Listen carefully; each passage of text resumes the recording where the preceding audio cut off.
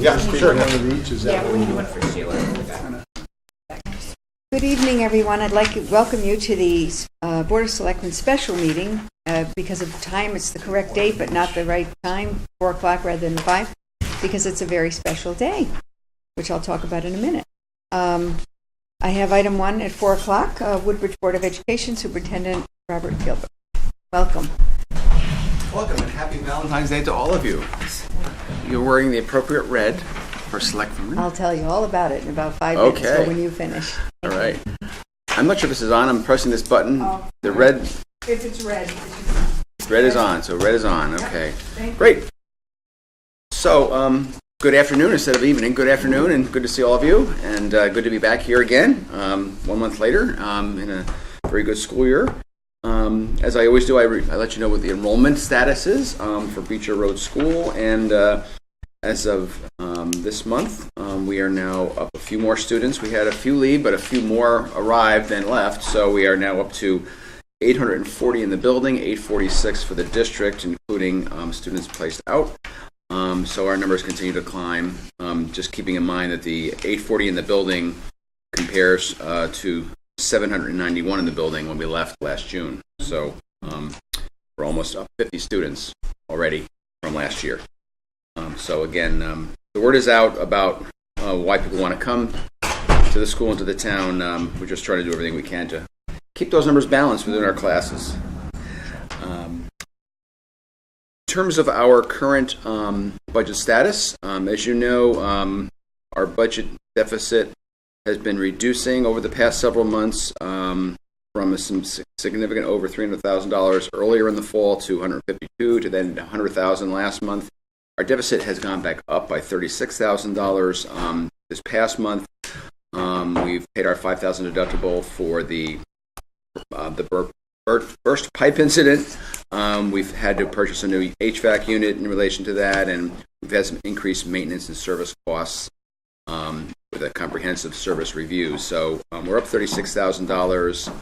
So we're at $136,000 overall deficit. That's mostly driven, it really is driven by a special education deficit of $171K with $35K favorable in other accounts.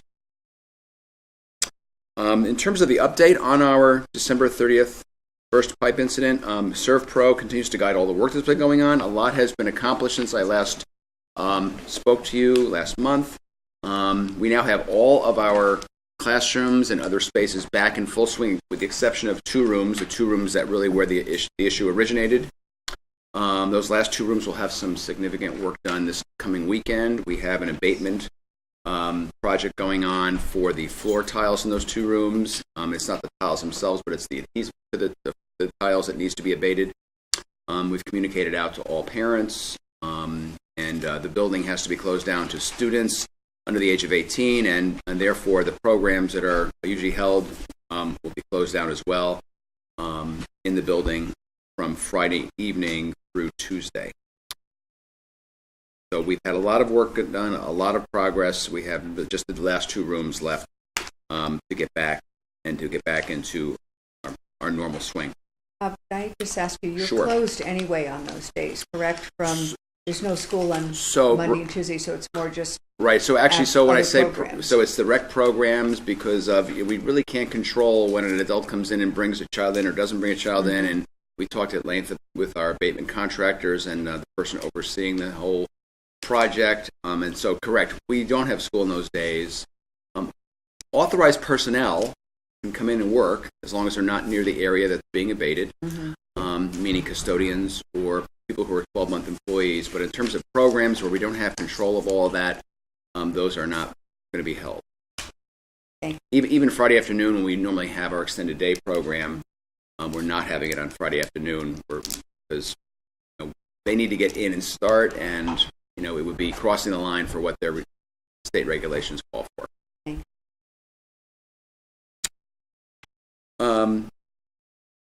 Our ad hoc building committee, we spoke about that a couple meetings ago, I think, at the combined meeting a month or so ago. We have had our first meeting of the ad hoc building committee.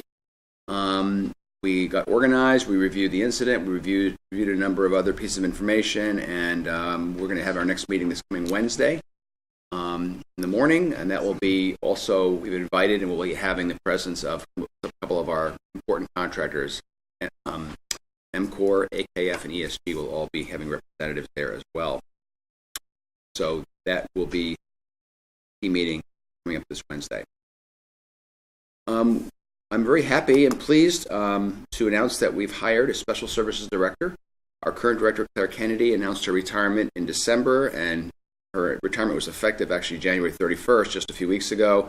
We did a full comprehensive search. We had a very, very strong candidate pool, after a number of stages and processes that we went through, I brought a favored candidate to the Board of Education on Monday night. They unanimously approved Cheryl Mammon from Brookfield to be our next director. Cheryl will start on March 12th, and we're looking very much forward to her leadership as she gets started with us. Last night, we had a first for Beecher Road School. There's a program called Jump Rope for Heart. You may have heard it in other places, and we brought that in and actually had an evening event last night for students and parents alike. Our physical education teachers ran this, and we had over 200 participants, and it was just a great night of community spirit and a healthy bend to that spirit as well with jump roping, and you cannot imagine how quickly kids can jump rope. When we were there counting, it was hard to keep track of them. So that was a great event last night, and we're looking forward to future events like that. As we already mentioned, there's no school for students and teachers and regular staff on Monday and Tuesday of this week with a long February weekend. And happy Valentine's Day to all of you. Any questions? Happy Valentine's Day. Okay. Thanks. Thank you. Item 2 on the agenda is the first Selectmen's report, and I'll take my time to my report and my update to all of you. There's a few items I'd like to address in my first Selectmen's report this month. I want to wish everyone a happy Valentine's Day. I think I've already done that, but wishing you again. You'll notice that several of us town employees are wearing red today. This is at the request of our Human Services Director, Mary Ellen LaRocca, who has coordinated Wear Red for Women's Heart Health Day here in Woodbridge. She's done it for a number of years, I guess. And my first time, it was very fun and exciting. And we took a group photo to help draw attention to the worthy cause. We all made a small donation. And I just want to thank Mary Ellen for continuing to organize this and all the staff who worked participating on this initiative. And most of all, thank all the employees who participated and showed up. It was wonderful. I'd like to recap a few initiatives I've been working on to keep you all updated on our work in progress. We'll be going into detail later in some of them, but I highlight. The public opinion survey. As you may have heard, we experienced postal delivery delay, and we have extended the deadline to return surveys. It's now Tuesday, February 20th. Sheila will have a report actually from the postmaster who did the investigation on it. It was that serious. They brought it to that level. It wasn't our fault. It was theirs, I can assure you. However, despite this glitch, many residents have already returned their completed survey, and I'd like to thank our senior clerk, Tony Belinsky, if she's still here, I don't know, who sits at the front reception desk here at Town Hall. She has graciously fielded inquiries and helped answer questions from residents who have called or stopped in, always greeting them with a smile. She's been wonderful. So thank you, Tony. The budget development continues as a major theme. The Board of Selectmen will meet on next Tuesday, February 20th, to go through the budget in detail, so I'll have much more to say then. Please know that I have continued to pursue every cost-saving initiative possible in my role as First Selectman Woodbridge. Some of those are, I met with Tom Cariglio, who's actually here right now. Thank you. He'll be talking to us later about a UI initiative. That's on the agenda for later. Stay tuned. It's kind of interesting and exciting. I also took part in a conference call with one of our partners at CERC, Connecticut Economic Resource Center, which we've now partnered with to enhance our economic development in town and work out more development for the commercial district, and hopefully help growing our grand list to attract new businesses to town. Mika's going to update on that first meeting that they had. He attended the February meeting, which is the one that started. I've also been reaching out to neighboring towns. I met with Bethany First Selectman Jerry Gorski with Tony, and I've had an upcoming lunch with Orange First Selectman Jim Zioli about what we can do together. I've also been making connections with other municipalities. One great connector I have is the SCROG meetings that I attend every month, South Central Regional Council of Government. And I'm honored.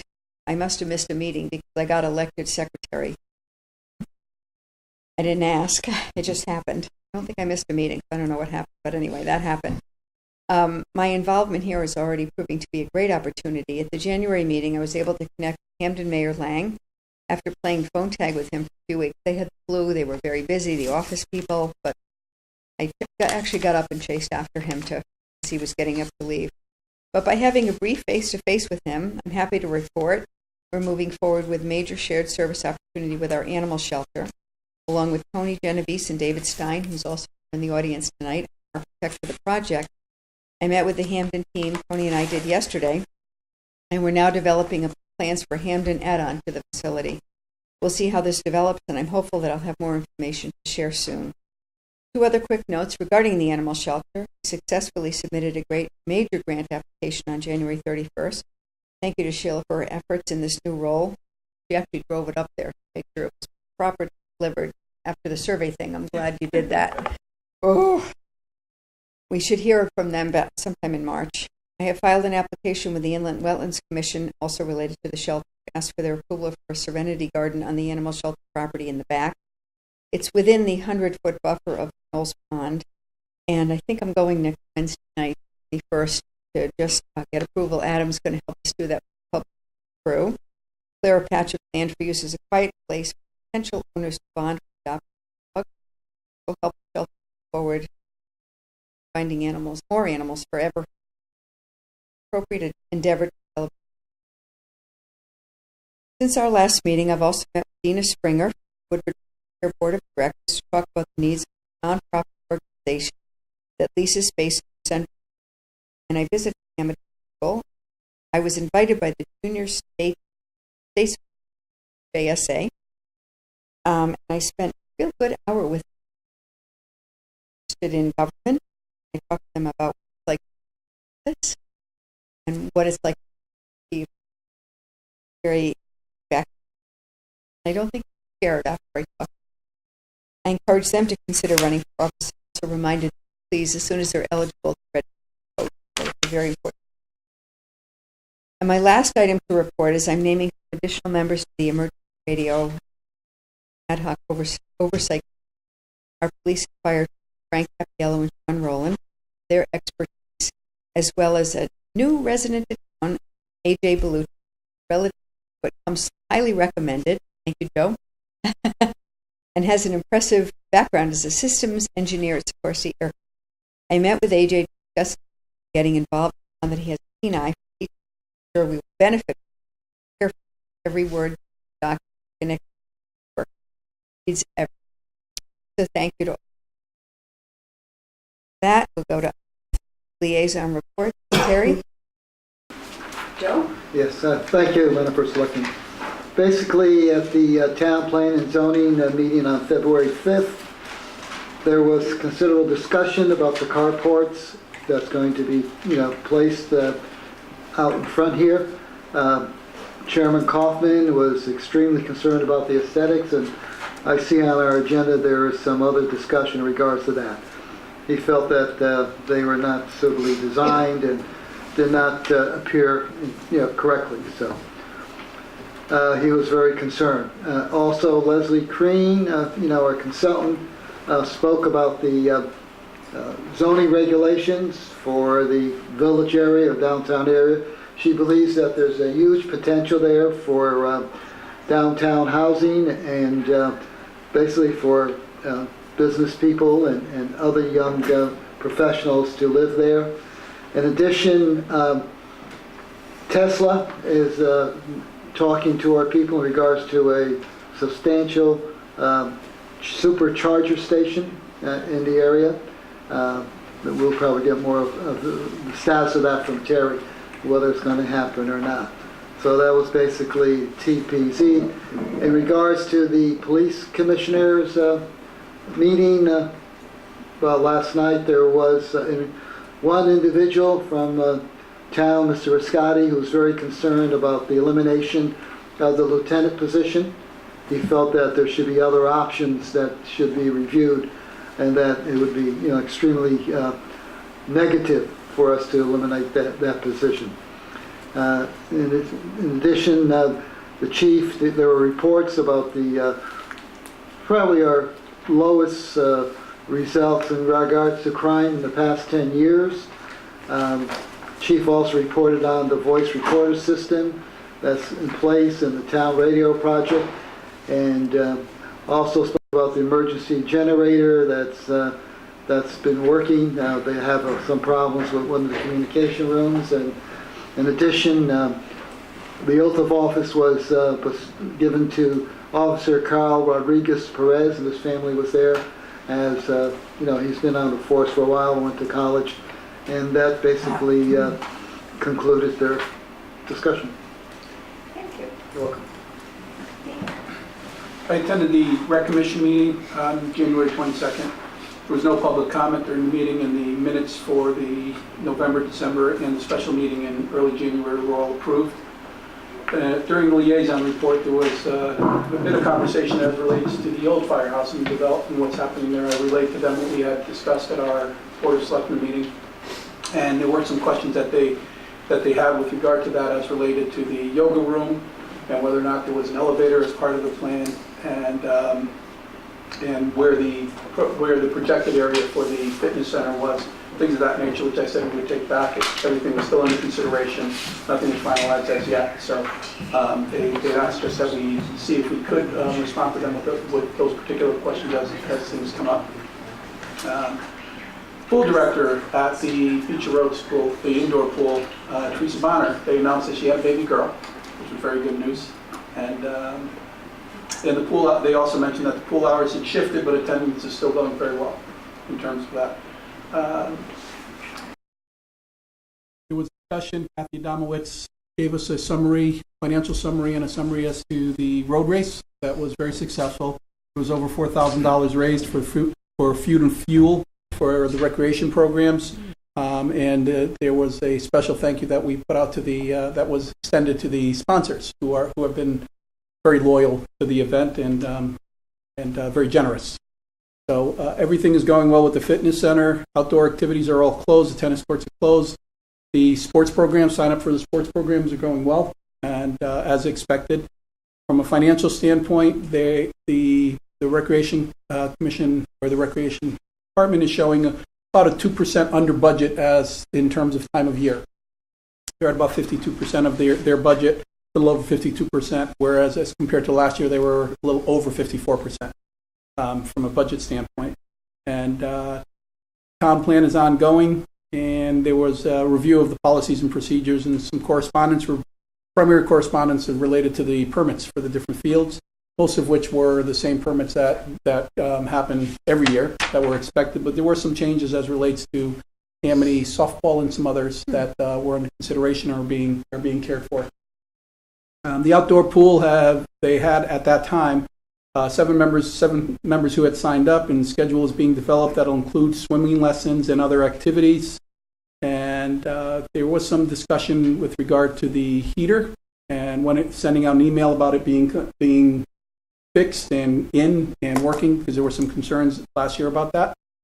And they also asked about some consideration and some discussion as relates to the computer at the pool, or some sort of a way to be able to utilize. They were thinking of when as people come in, utilizing an iPad track and things of that nature. But it would be Wi-Fi would be necessary, so we're going to talk a little bit more about that and see what can be done. That was the Recreation Commission. Thank you. We also attended the EDC meeting on February 7th, and as they do often, they invited a local business from Woodbridge to just come in and tell everyone about themselves. And Bruce Schaefer from Schaefer Home Inspection came in. Bruce is interesting because he obviously owns a business, but he also owns property. The area where the medical practices are, or that area off 1 Bradley Road.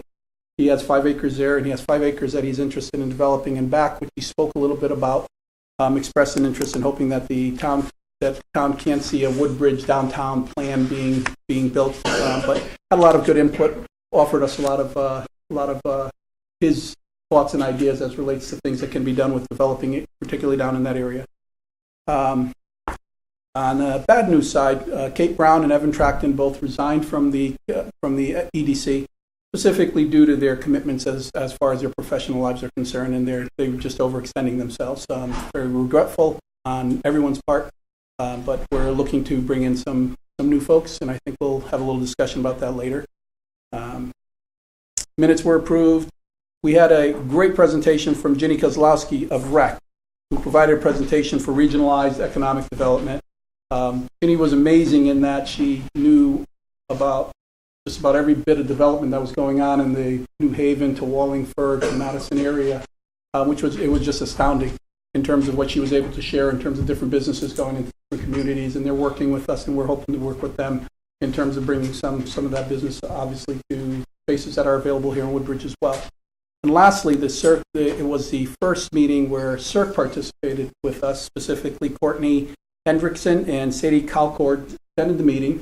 They conducted a brainstorming session with the EDC, specifically reviewing any ideas, thoughts, priorities, just collecting information as much as they could to start setting it up. The intent, obviously, working with the first selectman and her office, they will be doing work in the background, obviously beyond just the meetings themselves. And the intent is to see what we can do about executing on some of the plans that we've laid out and some of the ideas and thoughts that have already come, like the Yale study and some other things that have been put in place, with the intent of actually seeing what we can do to take steps to bring those to fruition. So, and that was that's what we shared at the EDC meeting. Thank you. You're welcome. Okay. So, Oh, I had more. David? Yeah, I went to the Human Services meeting. The first thing they talked about was the emergency shelter. They set up the emergency shelter. They're looking for volunteers to help should the need arise. In the past, Boy Scouts have helped them set up shelters, but they'll need people to man the shelters. They come into use. They will provide training. And if you have an interest, you can contact Mary Ellen LaRocca. They are still awaiting approval of a steep grant for the center ramp and approval and funding for a small cities grant for staff. They're also planning a cafe in the center, limited hours. They plan on having it on Wednesdays and Thursdays, hopefully starting in the fall of 2018. We're also looking for volunteers of coffee and fresh baked food. Their upcoming programs. They're having a Chinese New Year presentation, Cooking and Culture March 2nd, the St. Patrick's Day luncheon on March 13th, Valentine's Day Mardi Gras the 16th, and they're doing tax preparation and chair yoga. I also went to the Library Commission. They still have an inoperable boiler. They're hoping that now that the microgrid is in place, they can have Brad Parsons devote some attention to that. They're continuing to develop capability of converting videotape to a DVD and thumb drives. They expect to have that implemented by April. They hired a new page to replace one who is studying abroad. They are investigating a federally funded state-managed library services development grant, which provides money for technical services.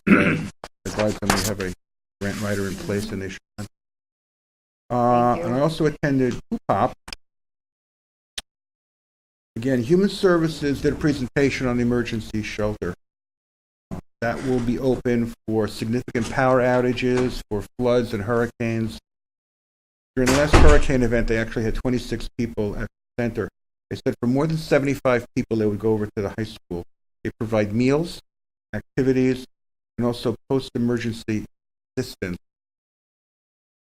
And then they are also preemptively contacting people that they deem at risk, people who are homebound or ill. The police department, the fire department, and the Human Services Commission will do that. They also wanted people to understand that pets are acceptable at these shelters, so that if you have a pet, bring them along and they will be accommodated. There were many public comments about the dog park.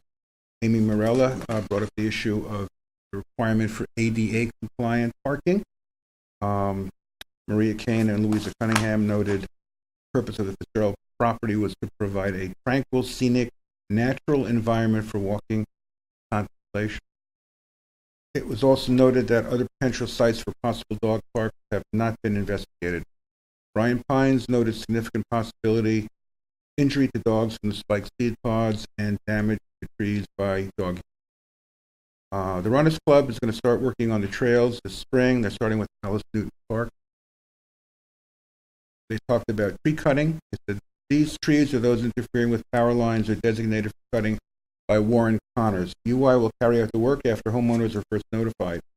Homeowners may request trimming rather than removal if possible.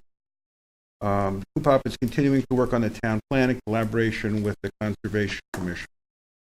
And Sheila will be holding a public presentation on navigating the new town website sometime in February. We'll start.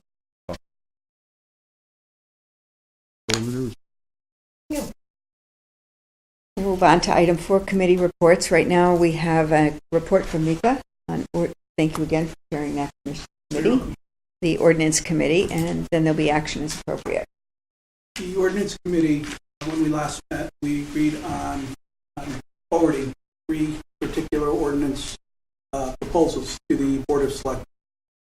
3 of them are an increase in the veterans tax abatement policy or ordinance, and also a new ordinance that would include what is known as Gold Star parents, and those are parents or families specific of veterans who lose their lives in the war or who are killed in action.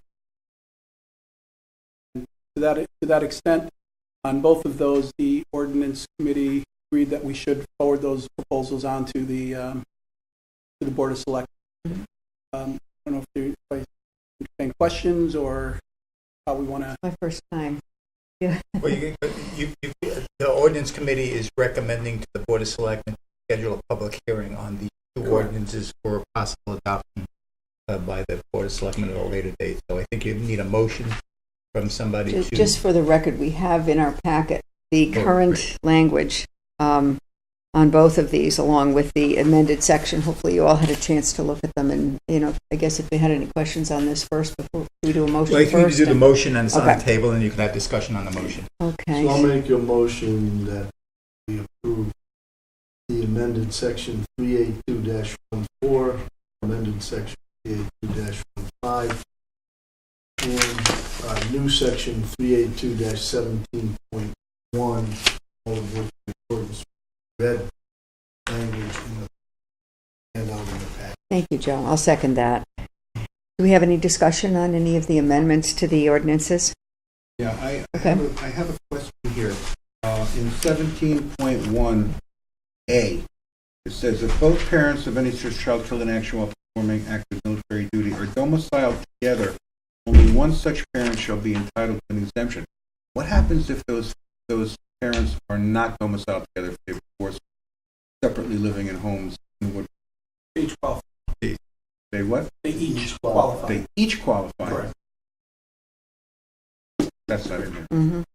Remember that's that the came way- up Well, at that it's came the- up at our meeting. But it's the inverse Right. implication of Right. Anything else? I would just like to So- just mention okay. one thing, and we can do this at the public hearing. The board will have to, probably at the public hearing, we discussed this a little bit at the ordinance committee meeting, make a decision as to when each one of these proposed new ordinances, if they come after ordinance, take effect. We talked about July with the payments to July 1, 2018. And I talked to Tony about this. I've been trying to talk to Twist to see whether that will actually give her enough time to figure out what amount to be, who would list, get the applications in. So you might want to think about moving. We don't have to do that now. But you might want to think about it being the next payment. Well, we do actually have to think about it now because with respect to the new Gold Star ordinance, Yes, we C have that in actually there. makes it Right, effective right. that. Right. So we would have to delete C if we were going to You leave it can open. change. You can so- change. You can change Well, no, October 1st, October 1st, That's the grand 2017. list, right. But that payment, that second payment is not due until January 2019. The grand list for 2007 Starts July 1 of 18, 2018, correct. Right. and then second. So you can make a decision whether you want it to be effective. on the Well, we first talked payment. about that at the ordinance Yes. committee, and that's what Right. we decided. And I'm just raising that because you may want to rethink it. I think you don't have to make a change to it because it does have the right grand list. You just might want to have it for the second payment due January 1st, 2019 for the grand list of October 2007, just to give people enough time to apply. That's you to compute the numbers. We're going to be on a tight schedule because tonight you decide to put it on a public hearing. That's going to be at the next meeting, which will be in March. And then, assuming it's approved at the public hearing, it's not effective until at least 30 days go by from the date of publication. With respect to the Gold Star, my understanding, based on Betsy's information, there's only one. I don't Right, think exactly. I don't think she should have.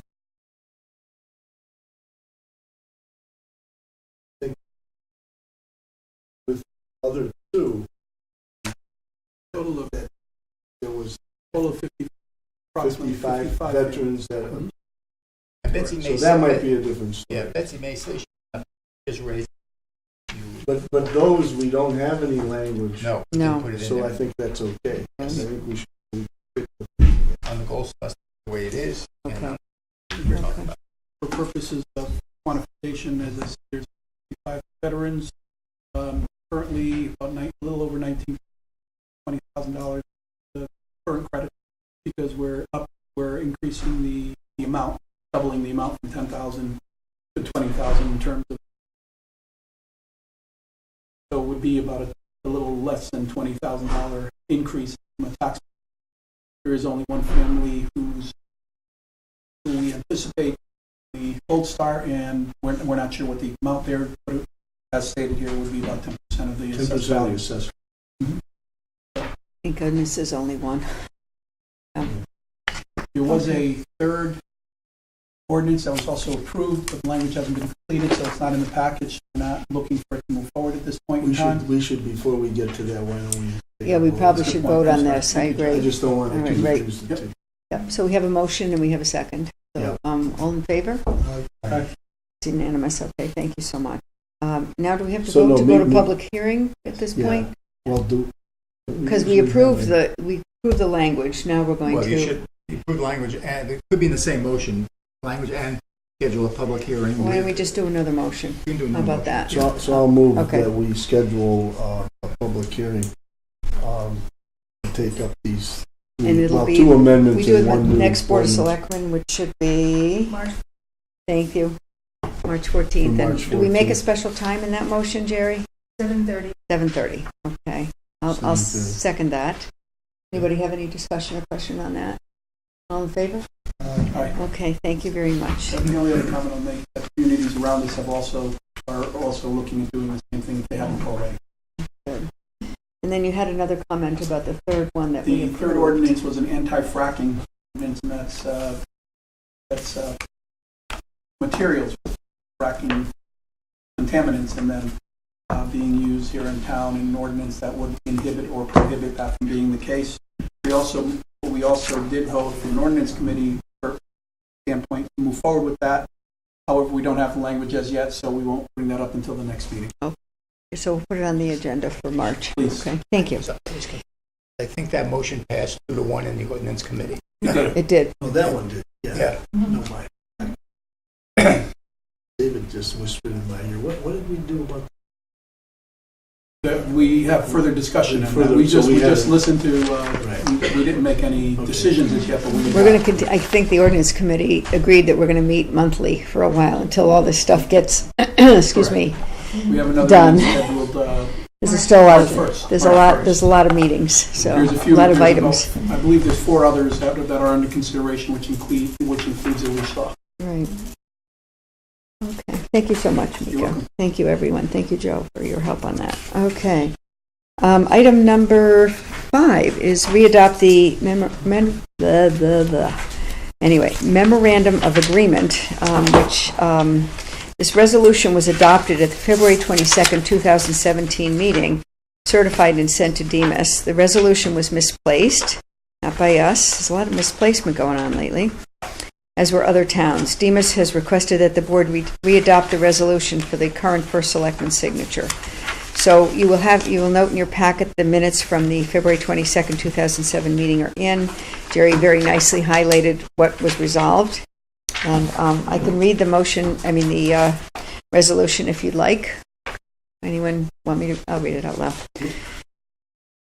Resolved that the Board of Selectmen of the Town of Woodbridge may enter into with and deliver to the State of Connecticut Department of Emergency Services and Public Protection, Department of Emergency Management and Homeland Security, any and all documents which it deems to be necessary or appropriate. And further resolved that Beth Heller, First Selectman of the Board of Selectmen of the Town of Woodbridge, is authorized and directed to execute and deliver any and all documents on behalf of the Board of Selectmen of the Town of Woodbridge, and to do and perform all acts and things which she deems to be necessary or appropriate to carry out the terms of such documents, including, but not limited to, executing and delivering all agreements and documents contemplated by such documents. So I will make a motion that we, I shouldn't say me, allow me to I'll sign. make the motion to allow you to sign that. Thank you very much. Pursuant to that. Can we use a second? I'll second. Thank you, Mika. Any discussion on this? All in favor? Thank you very much. Item 6, response from Town Plan and Zoning regarding the 824 review of the police car reports. Town Plan and Zoning, as Joe mentioned, had some comments and questions regarding the 824. I'm assuming this means they did not approve its going forward. It doesn't say that specifically, but based on discussion, the commission members offered the following recommendations: that the carport not be located in the middle of the parking lot but set back against the building, that the roof not be flat but perhaps pitched. By putting the structure against this building with a pitched roof, they may not need a variance. The proposed location and design would have the effect of a structure looking like a gas station in the center of town, and the architect should be asked to consider the rural characteristics of town and make some attempt to have the carport design blend with the town and the center school. So I guess they're going to have to go back and revisit this, right? You're going to review it. Keep in mind, the Board of Selectmen can override a PP&Z decision to deny an 8-24 request by a 2/3 vote of the Board of Selectmen. So whatever PP&Z does, I understand the architect is going to be talking with PP&Z to see if they can accommodate these suggestions.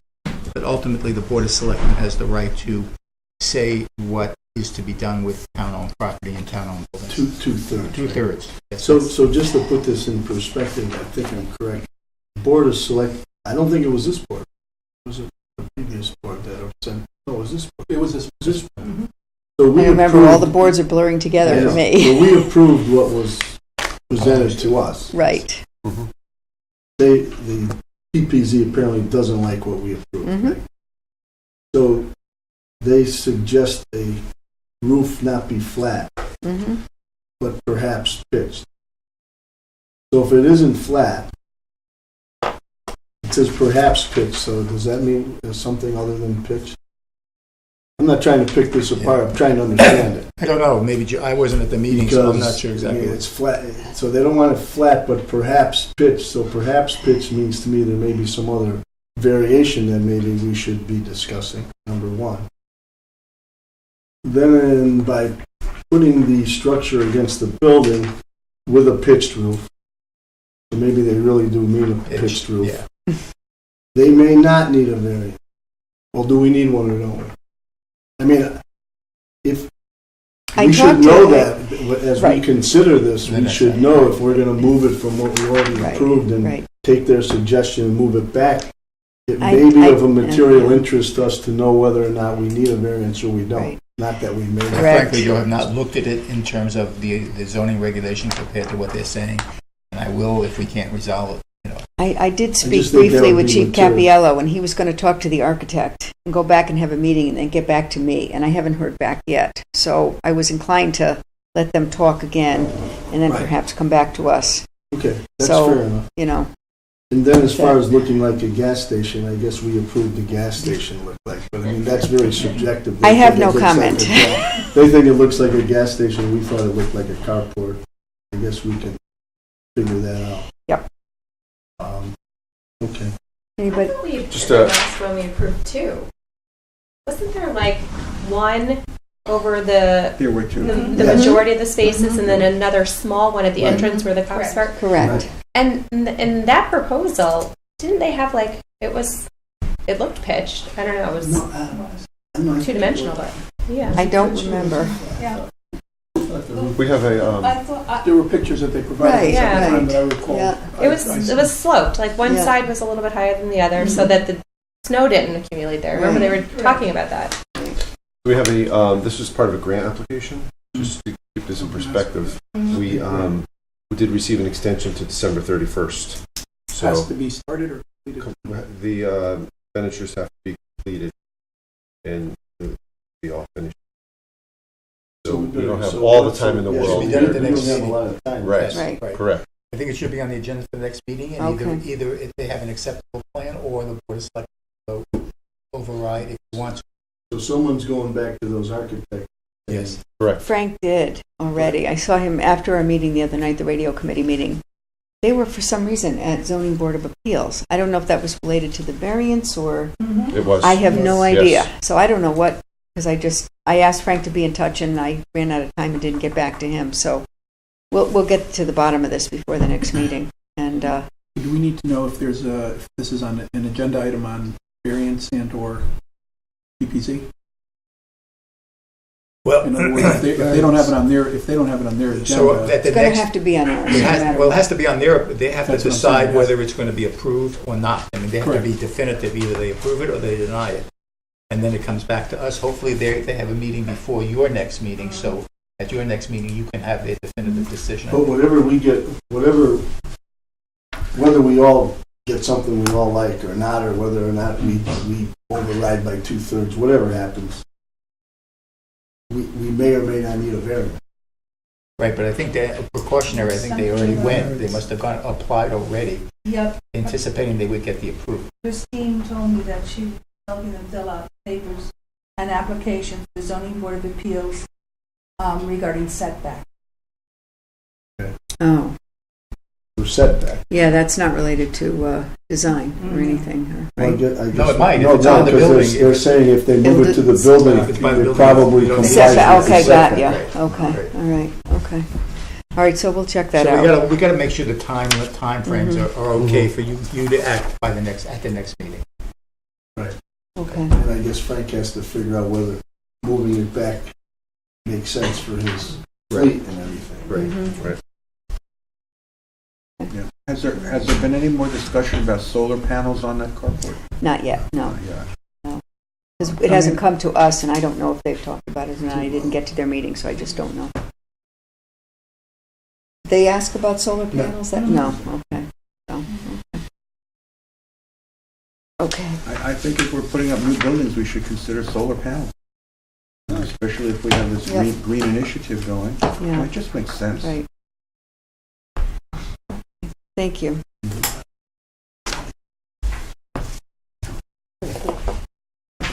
All right, we're moving on. Item 7, and we're all set with that. Anyone have any other comments? I didn't mean to move on without asking. Okay. Do you have any other comments, David? Okay, I heard something. Okay, all right. Item 7, Administrative Officer, Director of Finance Report. Tony, Thank you. thank you. So I have your monthly report through January of 2018. The result is a surplus, budgetary surplus of $200,000 for the end of the fiscal year. That's a projected fund balance of $5.2 million, or 10.85% of our annual expenses. So our fund balance is doing well. The interest income is projected a surplus of $100,000 as rates continue to increase and to improve rather. We're doing well with our interest income. The intergovernmental revenues, we have a deficit of $300,000 in intergovernmental revenues, mainly related to ECS reduction of $86,000, elderly tax reimbursement elimination of $40,000, and our elimination of our revenue sharing grant of $250,000. So there's a couple of additions, but those are the three major reductions from the state. So that's where our big deficit is. In terms of other revenues, as we've discussed in prior meetings, the town received $560,000 in surplus funds from the Amity District. So in this projection, I have reserved $220,000 of that for next year's budget, which was the amount equal to this year's budget. So as we won't see a change in our revenues for that for next year's budget process. The Woodbridge, as Bob reported earlier, on our expenditure side, the Woodbridge Board of Education's deficit is $136,000. Public Works. So currently our Public Works budget, we've exhausted our overtime through this it was through our last payroll. So if we continue to have a mild winter, then we shouldn't need much from contingency to offset our overtime for snow removal. But we'll wait and see what happens in the next few weeks to see if that remains. I hope to transfer some money if required, in next month's meeting. There is a transfer of materials of $25,000 from within the Public Works budget later on in this month's agenda. And finally, I won't go into too much detail on this, but the Amity School District is planning to reduce its current allocation by $178,000 due to the special access cost grant issue that we've discussed previously. Those are our highlights. Anybody have any questions for Tony on that? Do you have a question or for Tony? Oh, okay. Okay. All right, thank you. Next item, number 7B is tax refunds. In your packet, you have a listing of the tax refunds. At this point, there are no personal property refunds.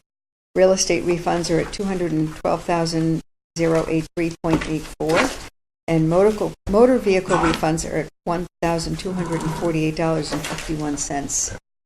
And I think we invited Pat Crisco to come on up and explain a little bit further about this, because it's an unusual month. I'll try to do it as concisely and briefly as I can. Real estate taxes are due every July, and the town allows you to pay the first half in July and the second half in January. When the government decided that in 2018, you would only be able to deduct $10,000 in interest payments, we had a large number of homeowners come in who decided to make their January payment in December. It was fine. They would now have 3 legal deductions on their taxes. They would have last January, July, and December, all legal, all noted properly. The problem arose when homeowners who escrowed their taxes with their mortgage companies decided to pay on their own in December. When their escrow payment came into us in January, they were now overpaid by one payment. The banks have requested that we return the overpayments to them. And I just came from a meeting of tax collectors, our board meeting for the state, and almost without exception, this is what all the towns are doing. There is no set statute for it, but it does say it should go to the last payment. And the last payment in these cases, and I know it's a lot of money, will go back to, it's actually going to a company called CoreLogic, and they handle all the banks, not all the banks, but they handle about 200 of them. And they will make this money available to those banks immediately on receipt of our check. Just if I can add to that, I looked into it because Pat asked me and Tony asked me to look into it a little bit. And I actually told that there's an attorney who represents the Tax Collectors Association, who I talked to, and to me it made logic either way, because it's the taxpayers' money no matter what. They're escrowing the money with the bank. But the attorney said that he's advising all the towns that have this issue to refund the money to whoever made the last payment, because the first payment is made, the taxes are paid, second payment is an overpayment, and those in every single instance is the bank in our town, and we have about 20 or 22 individuals. 26, I think. 26 individuals. So the question is, do we make the refund the excess payment to the taxpayer, or do we make it to their bank? And we've taken the position it must go to the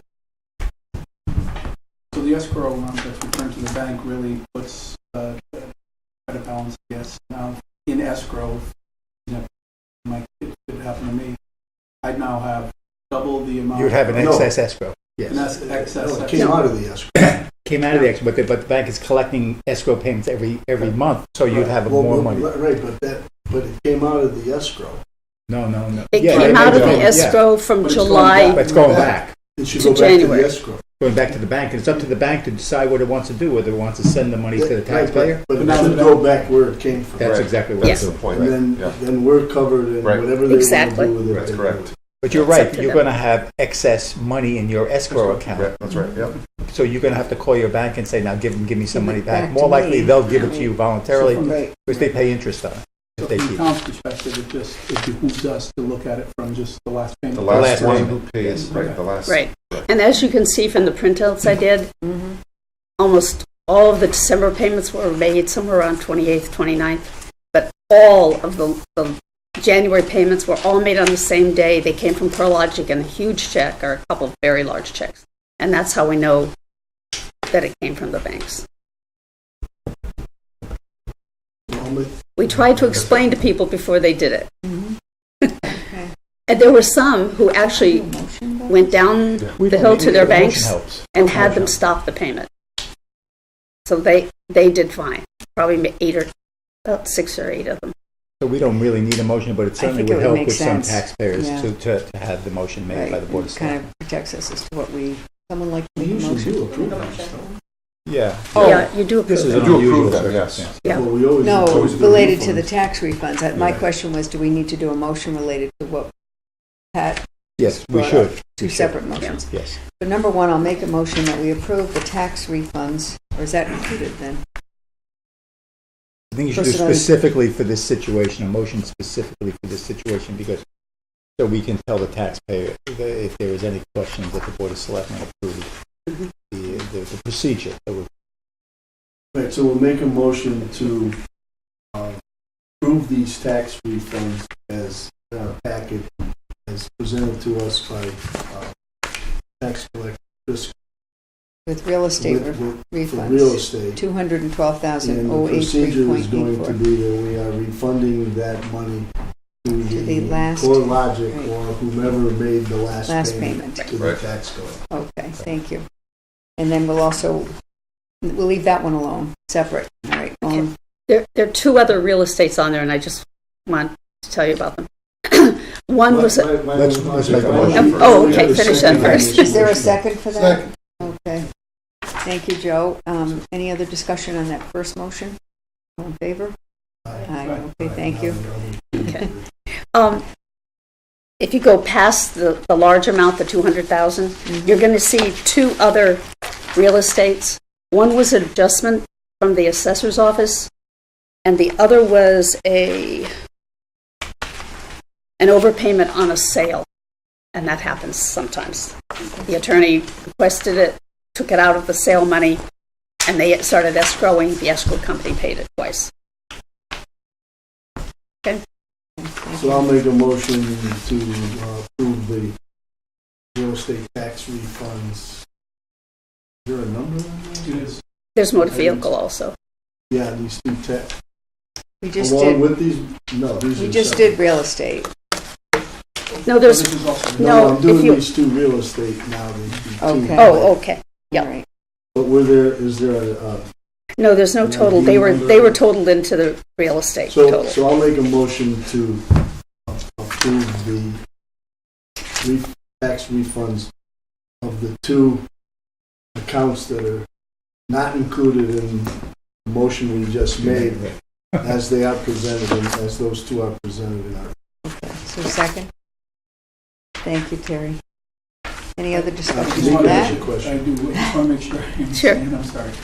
So these amounts, the 4533 and the other amount, those are not part of the 207? That's correct. They are They not part of it. They're separate. Okay. That's why I put the cover letters with each of them. Thank you. Any other questions or discussion? All in favor? It's usually a pretty simple item in our packet. Thank you very much for showing up. I'm glad you made it, because it was confusing. Okay, thank you so much. So I'll make a motion to approve the refund of the motor vehicle Thank you. taxes also as presented. And $1,248.51. Correct. Thank you. I'll second that one. All right, any discussion on that? All in Any favor? questions? Aye. Thank you, Pat. Thank you. Okay. Moving on to item 7C, funding requests.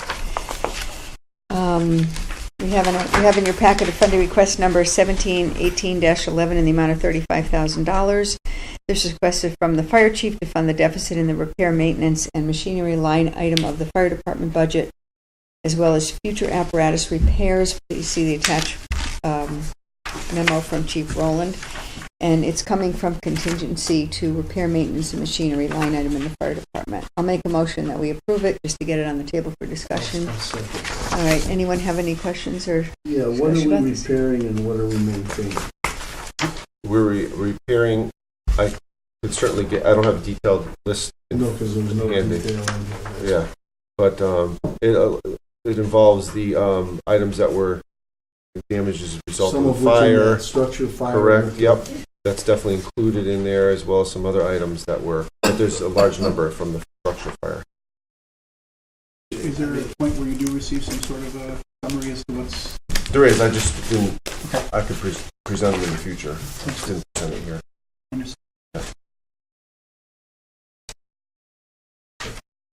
Any other? Did I do a motion in a second? Yeah, I we did? just Okay, need to thank you call. so much. Okay, We need to call the vote. I'm going to. Oh, okay. Yep, okay. I just want to make sure I had a motion in a second. Okay, thank you. All in favor? Aye. Opposed? Thank you very much. Next funding request is it's a line item transfer. There were no other funding requests, that's it, No, right? that's it. Line item transfer number 1718-12 of $25,712. This was alluded to in an earlier discussion. Mm-hmm. It's to replenish the salt supplies needed for winter road maintenance. There's a memo from Kelly Hamill, Public Works Office Manager. More storms are forecasted for the near future as well, needed for winter road maintenance. So I'll entertain a motion for I'll entertain a motion for approval of line item transfer number 1718-12 in the amount of $25,712. Thank you. Is there a second? Thank you, Joe. Any discussion on this? All in favor? So that, Oh, there's discussion. Hold no, I on. just want a question real quick. So that line item is the road, is the money we, It's not for paving, it's for road repairs. so it wasn't that big paving line? No, no, it's for separate. more for crack sealing and pipe if there's like a Okay. problem with the road We had or extra money. yeah, and there's it's some stuff that Warren could either that wasn't as bad as he thought, or he can put off till next budget year. Typically, that's what he does till July. Yeah. Any other questions or discussion? Okay. All in favor? Aye. Thank you. Motion passed. Thank you. Water line install to animal control. So we have this is for our animal control project. We had a low bidder of just shy of $390,000 for our animal control project, and we currently do not have enough funds in the project to support that bid. So we are, as Beth indicated earlier, we applied for a grant to help with that, and there's some other funding opportunities that we're looking into. The low bidder was Total Interior, and David's firm actually is part of that, and can add anything, feel free. We looked into, as you recall, as part of this project, we had the water line run down the street, and so we would like to hook up the water to the building, so we don't have to use, we have this system where we have to use water, bottled water for the animals. We're still waiting to begin phase one of the So- project because there's not enough. We're a little bit short on the funding. Hopefully with the grant, we can at least start that depending. And if Camden comes in, it'll be Right. a whole different project, which Right. I alluded to. Well, we'd like that to I'll at least keep hook the you posted water of, too. Right, but because they're still carrying bottled water, the line has been there since August, July, when they connected, Regional Water Authority A little later, connected yeah. to the building. Right. But there's a final piece that There has to be what? connected. David could Yeah, thank you. speak up a little. That little piece of bringing the water into the building needs to be done, and we've been able to get some monies from. Correct. So part of the original bid package was to basically bring from the water main into the building, make the connection, make the adjustments internally from the water meter and the internal piping that's there. We've actually broken out that pricing based on the schedule of values that the contractor prepared for us. He issued us a revised proposal. We reviewed that. He's actually held his original pricing from the beginning of the bid time. And this is really the first and important step, not only to solve some of the potable water issues that they're currently having on site, but it also allows for that site work to be done as they can continue. If funding is in place, now you have potable water to be able to kind of work within. There's bathroom work and other plumbing work that follows in right behind that. It's more of a, have the funding, it's more of a purchasing question where we want to just break out part of the bid and do this portion. Or, just About untenable. $18,000, if I remember. Yeah, 18,000. Yeah. So, we need to do Well, something in the pack, the funding. It's not a funding request, it would Okay, just be to award the contract. Right, So we have a fund of money. Right, right. correct. Right, we have grant funds and we have donations. We have a donation for One Big Dog. Correct. That's actually been donated Ten- into the town's fund. That's about It has been, yeah. $10,000 toward this. No, it's ours now, right, correct. Right. Comes Yeah. from that. So So we're we going to can use it decide. towards this. And then we, That was a little bit, yeah. and then we just, 5 or 6. So what we're doing is Just this awarding one. the bid. Just this one. this one little piece. Piece And of the it, so total we can get is forward. 18,000. And this is the low bid. For this company. But are we happy with, I mean, do we have experience? We've already vetted out the contractor. They've been amenable. They've actually been flexible to be willing to break out a small portion as opposed to just holding to their overall price. So, and we do have experience with them, so they're well qualified to do this work.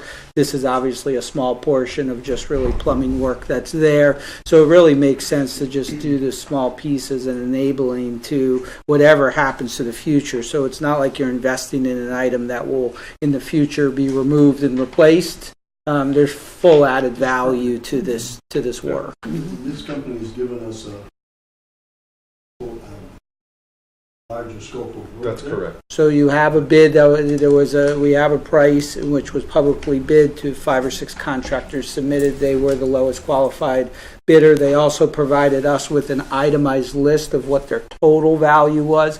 From that, we actually extracted out this piece, reviewed the value of it, and the general contractor and his subcontractor, in this case it happens to be the plumbing contractor, both were willing to commit and manage the project as a small piece as opposed to a whole.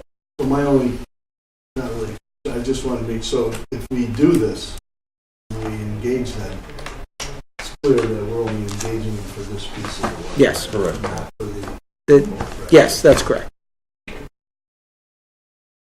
So with that Yeah. caveat. Okay.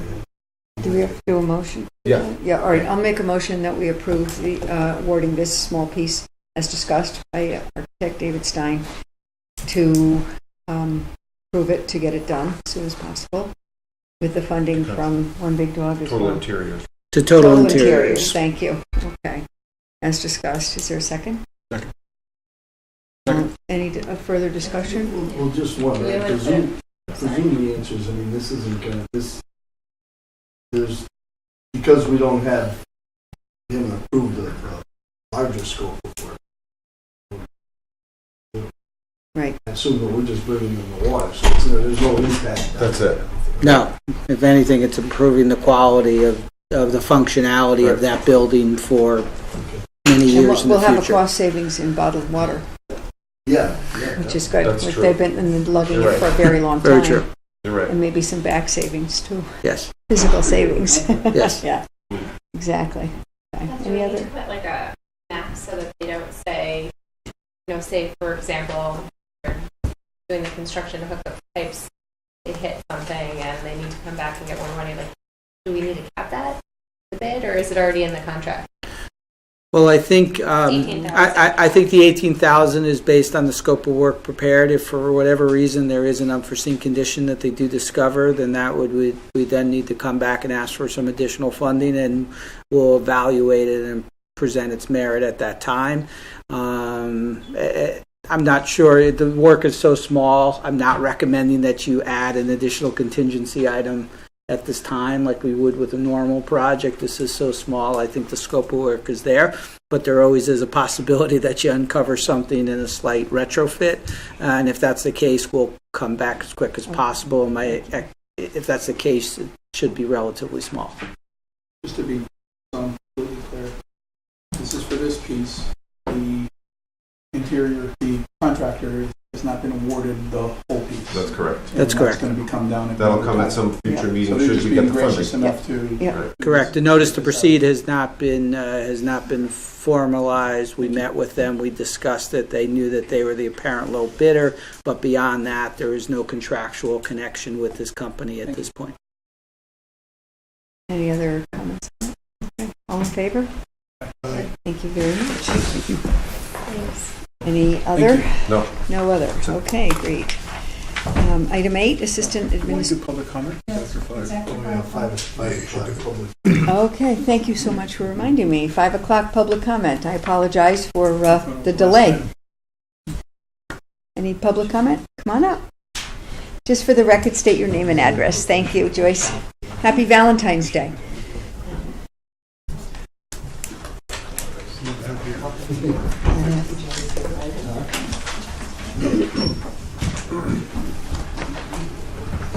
Good evening, everyone. Good evening. Very pleased to have this opportunity. My comments tonight are I regarding... just need you to say your name and your address for thank you. My name is Barbara Joyce Simpson. I live at 5 Oak Hill Lane, in Woodbridge, Connecticut. And my comments are regarding the household survey about the Country Club of Woodbridge. So first I'm going to start with a compliment to Beth Heller. I applaud her very much for the whole concept of distributing to every Woodbridge household a survey regarding the future of this country club. It's been a long time coming. And during the drafting of the survey, Beth was very open to public comment and made beneficial changes to the document before it was finalized. And I personally appreciated that. It was far improved by the time it went out. So what went wrong? My survey arrived at my home with the mail on Saturday, February 10th. I happened to be home for the weekend. When I opened my mail Saturday evening, I was shocked to find that the deadline for returning the survey by mail or by hand to the town hall or to the Woodbridge Library was Monday, February 12th. This deadline was totally unrealistic and unacceptable. As there's no mail service and the town hall and library are closed on Sunday, residents like myself could do nothing to meet the deadline over the weekend. Joyce, did you hear my comments? I did, and Okay. I have comments about your comments Okay, too. all right. Thanks. So mailing Keep was going. out of the question for everyone who was in my situation. There's no way you can put something in the mail on Sunday and have it delivered Right, that's why we by extended Monday. the deadline to the 20th, because it wasn't our fault, it was the postmaster. Let me finish. But keep going. I'll just Yep. finish my comments. Sure, absolutely. And unless someone took time off to hand deliver the survey or to pick up extra copies for other household members, residents who work Monday through Friday would have absolutely no opportunity to respond to this.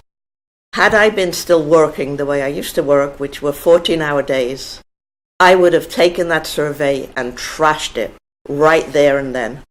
And I am sure there are many residents in Woodbridge that saw that as a non-opportunity.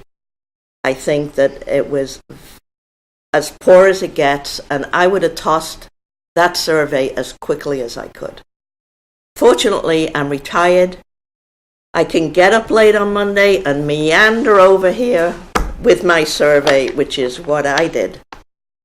I believe any results gleaned from the surveys received by February 12th will be totally invalid because of the sheer non-involvement of most of people in town.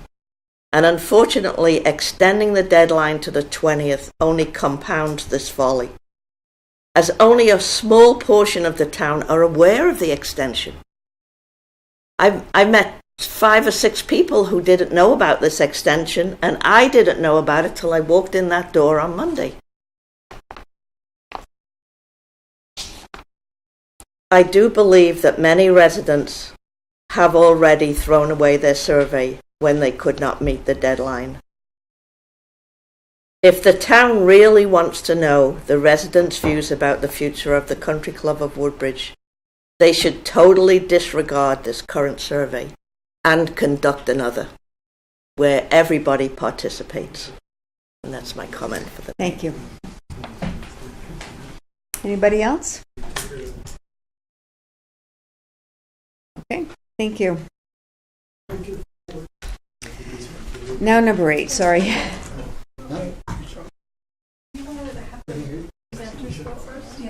Oh, sure, I can do that. Sure. Okay, so we're down to item 16. Because everybody's here, right? Yep, John's here. You're up. This is to adopt the sustainability resolution in your packet. It's item 16. Hopefully you all had a chance to read it, and John's here to tell us a little bit more about it. Well, good afternoon and happy Valentine's Day. Thank you, to you too. My name's Jonathan Gorham. I'm chair of the Woodbridge Ad Hoc Sustainability Committee, and I'm the development director of Mazzaro Community Farm, and have been a board member there since 2009. And I'm here to advocate on behalf of this program called Sustainable Connecticut. You might ask, what is it? I'd just like to quickly read an overview. At the outset, let me say there's no cost to the town, so it's a great opportunity. Sustainable Connecticut is a voluntary certification program to recognize thriving and resilient Connecticut municipalities. It's an independently funded grassroots municipal effort. It provides a wide-ranging menu of best practices. On January 9th, Sheila and I and several other people from town attended a meeting down at the Yale Forestry School where we learned about this project. Municipalities choose certain actions, implement them, and then earn points towards certification. It also provides opportunities for grant funding to help communities promote economic well-being and to enhance equity, all while respecting the finite capacity of the natural environment. The program is designed to support all Connecticut municipalities, regardless of size, geography, or resources. Sustainable Connecticut empowers municipalities to create high collective impact for current and future residents. So that's pretty much the overview, and you might ask, well, why are we doing this? And when I look back at this, I say, okay, we're doing it really to enhance the safety and protection of all our residents. Climate change is real. It's not a hoax. It's happening. There are 195 countries around the world that are part of the Paris Agreement. Many states, cities, towns are making investments in infrastructure. And it's really very important that we pay attention to what other towns and cities in Connecticut are doing. Another reason is we can tap through this effort volunteer expertise, enthusiasm, and activism of Woodbridge residents. We've done this in the past. As many of you know, 10, 12 years ago, I was here advocating for an energy conservation program, which was implemented here, and the town has done very well in that regard. It's also a chance to showcase the many sustainable systems that are now in place here. You know, for example, the solar arrays at Beecher Road School, the JCC, the Teen Center, the library, Mazzaro Community Farm, the residential homes, the fuel cell, the microgrid, you can go on and on. Woodbridge has done an extraordinary job of implementing and making investments to save money and to provide resiliency. So in a sense, this, by entering into this, signing this resolution, we'll get a chance to have bragging rights, if you will, for all the many good things that have been done in this town. I've had the privilege of working with first Amy Morella, then Ed Sheehy, Ellen Scarlatar, and now with Beth, and I'm very honored to have had that opportunity. One of the things that jumps out at in this resolution is it's not only for current residents, it's for future residents.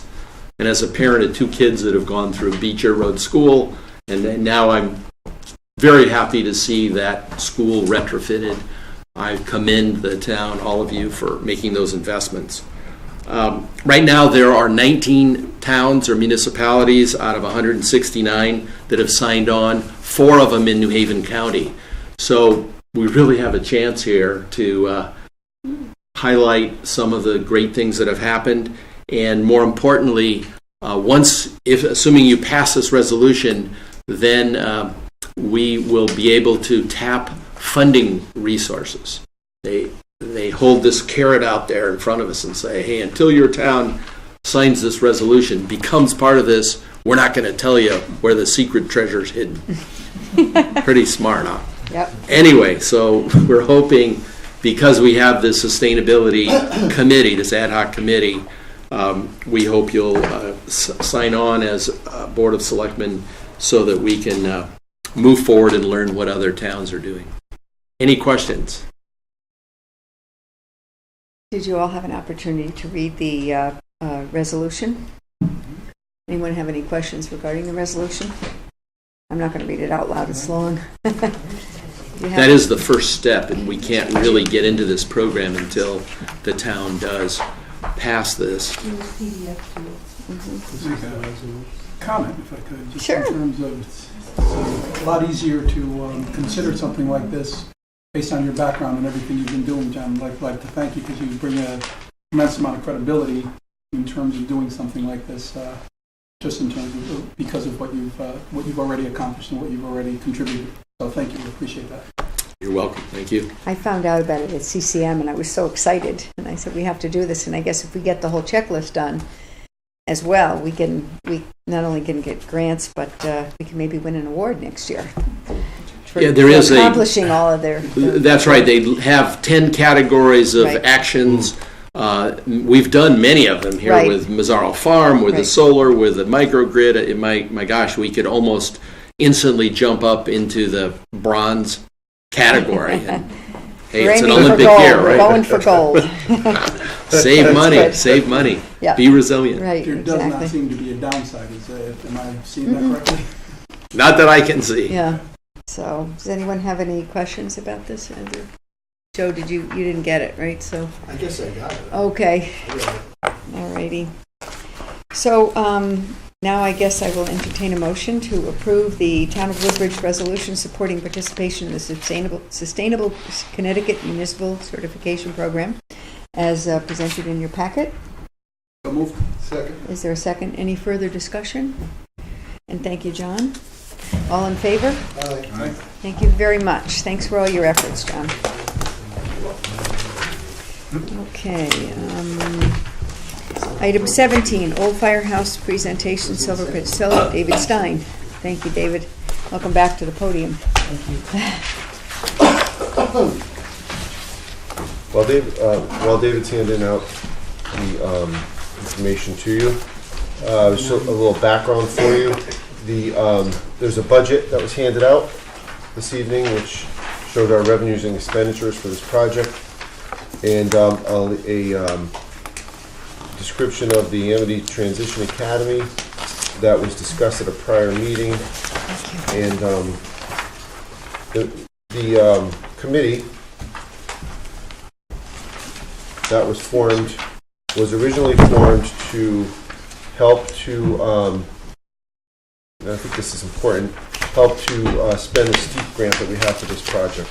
And in the budget, you'll see that it's $500,000 of the $700,000 we have currently.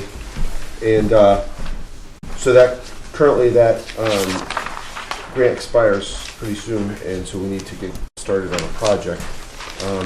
Should we get started on a project, I'm hopeful we'll get an extension of that grant to be able to complete the project. But that's our goal here.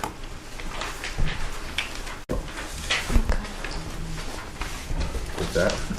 Great. So again, my name is David Stein. I'm a principal with Silver Petroselli and Associates. Thank you for having me. Obviously, we have a few irons in the fire with you. So, so this one actually has been one that we've been working on for some time, and I think we're finally getting close. The fire in the firehouse was in 2006. Okay. Wow. Further back than I remember. Been a long time. So what you have in front of you is really just a quick snapshot from the construction documents that are currently in a position to get ready to go out to bid. They've already gone through review with the with your local officials and have their comments, and those have been implemented in here. As far as what you see, the scope of work really remains the same with the exception of the second floor. And shall I talk more just programmatically, or Tony, do you want to talk about that portion of it? Sure. So as we were proceeding through this, it was the contemplation of the committee that they would probably only have enough money for Bays 1 and 2 construction, Bay 3 construction, and an elevator. You could see that the funds that we have, if you look at the budget, is enough to complete the first floor and an elevator to the second floor, but not the second floor. The second floor renovations total about close to $380,000. So you can see our shortfall is pretty much equals the second floor renovation. So that was the original thought of the committee, was to recommend that. As we were proceeding through this, the suggestion that Amity possibly use the second floor came up, and so we put some time into looking into the second floor and possibly using having Amity use that space for their transition academy. And so that's where Dave is talking about some programmatic uses of the second floor. Keep in mind when the committee does the design here, and you could help clarify this, is not with any specific use in mind, but rather a best, highest and best use in terms of. Yeah, the space is intended to be a flexible space, so it has the ability to adapt to many type of uses. Right now, what you see in your floor plan just shows tables as a meeting space and so forth. The fit out would have a restroom and a meeting room, and the means of egress, two means of egress for stairs. The elevator is within the base piece of that contract.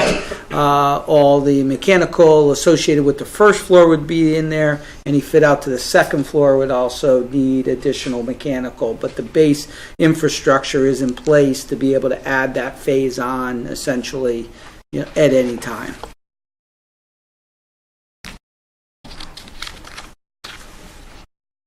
So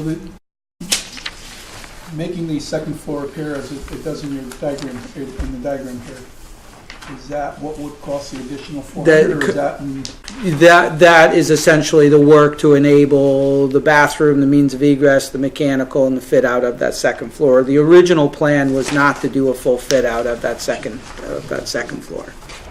I'm sorry, I don't think I was clear. What we show here, you show just the tables. Is that the complete fit out? That what I'm illustrating would show a potential complete fit out, yes, which shows a kitchen, which shows a bathroom, and which includes all the other behind the scenes mechanics. Correct. Right. Yes. So that would be the total expenditure budget of $1 million. a little over 1 million, almost 1.1 million. Correct. Right. So we have a shortfall of close to $400,000, and so the options include not doing the second floor, or funding the shortfall by using either existing funds or putting it in the budget, or those are some of our options for second floor. How does this relate to it? So the Amity would use the second floor, and they're here in case you have any questions, to answer any questions. At this point, we were originally hoping that there would be possibly some funds from Amity to help complete the second floor.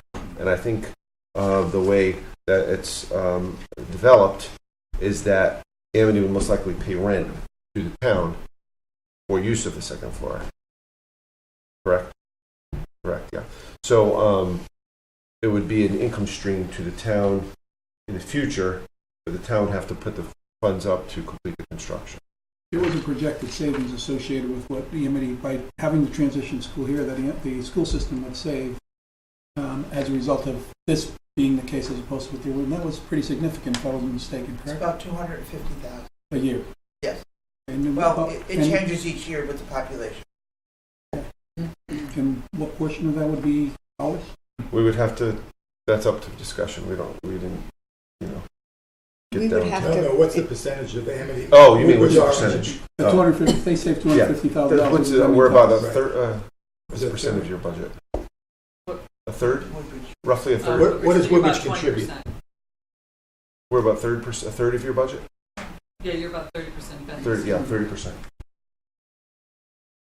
So there's a return on that investment of $70,000, something along those lines a year, $80,000 a year. Right. The issue before us, I think, is whether or not, given the fact that we would have to fix the building, the second floor ourselves, the town of Woodbridge, in order for this to proceed. Am I correct? Correct. If we do all three, if we do the entire first Or floor along we with. have the opportunity to use the steep grant and complete the downstairs, Bay 1, Bay 2, Bay 3.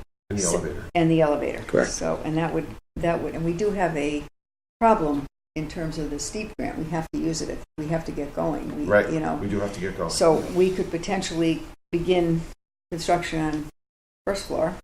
Correct. And leave the second floor as it is right now. Construction not done at this point.